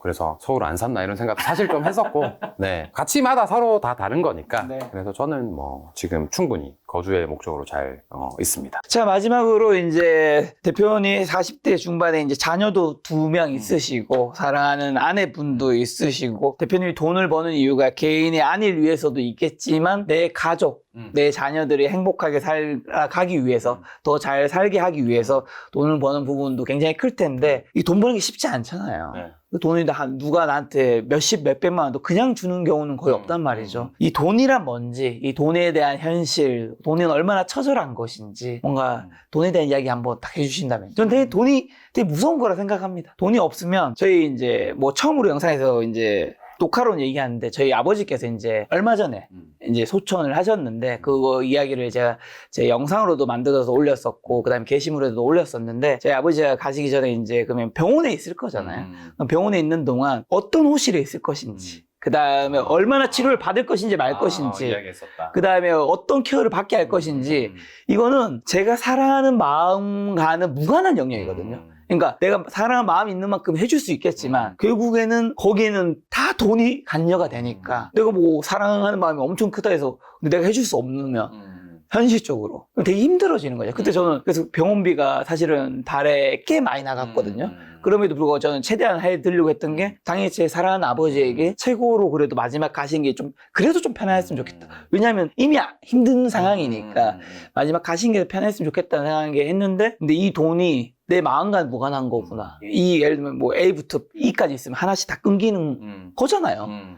병원이 뭐 복지단체는 아닌 거니까. 그렇지. 그래서 참 어떻게 보면 요즘에 뭐 지금의 행복, 욜로라는 것도 이제 몇 년 전에 유행하고 했었는데 나중에 내 삶이 어떻게 될지도 모르고 가족 중에 내 부모님이 갑작스럽게 아플 수도 있고 내 와이프, 내 남편, 내 자녀가 갑자기 아플 수도 있는데 그때 가서도 지금의 행복이 훨씬 중요해 라고 해서 돈이 없다면 정말 슬픈 상황에 빠질 수 있겠구나 라는 생각이 들더라고요. 2018년도에 쓴 돈 공부는 처음이라 책에 돈에 대한 정의를 담았어요. 네. 그래서 돈은 삶의 일부다. 그래서 뭐 인생을 산다와 물건을 산다가 그 산다라는 개념이 같은 이유도 사실 그런 뜻이 아닐까라는 생각을 적었던 적이 있었는데 오, 철학적이다. 네, 인생을 살면서 뭐 사야 되는 것들이 많고 네. 그래서 그 사야 되는 것들 안에서 내 행복도 있고 사랑도 있고 건강도 있고 되게 많은 것들이 있잖아요. 그래서 그런 것들을 사는 게 돈으로 산다라는 이야기와 동일하길래 삶의 일부인 것 같다. 돈은. 인생을 산다, 물건을 산다, 이 뒤에 산다가 똑같은 그거예요? 한자로 똑같은지는 모르죠. 근데 인생을 산다와 물건을 산다가 똑같길래 그래서 그때 책에 그렇게 담아놨었어요. 네. 첫 번째 문구에서. 그래서 돈에 대한 정의는 그런 것 같아요. 저한테 있어도 돈도 네. 삶의 일부고 인생을 사는 것처럼 끝까지 공부하고 네. 관리하고 해야 되는 영역이지 않을까. 네, 그래서 저는 죽을 때까지 돈에 대한 공부를 놓지 않으려고 합니다. 네, 그런 공부를 20년 동안 한 대표님의 신간 평범하지만 부자가 되고 싶은 요 책을 본다면 여러분들이 부에 조금 더 가까워질 수 있지 않을까 싶습니다. 다음번에도 대표님 모시고 좋은 이야기 들어보도록 하겠습니다. 오늘 만난 손님은 전업투자자 김종문 대표님이었습니다. 지금까지 여러분 소중한 시간 함께해 주셔서 정말 감사합니다. 오늘도 김 작가였습니다. 고생 많으셨습니다. 수고하셨습니다.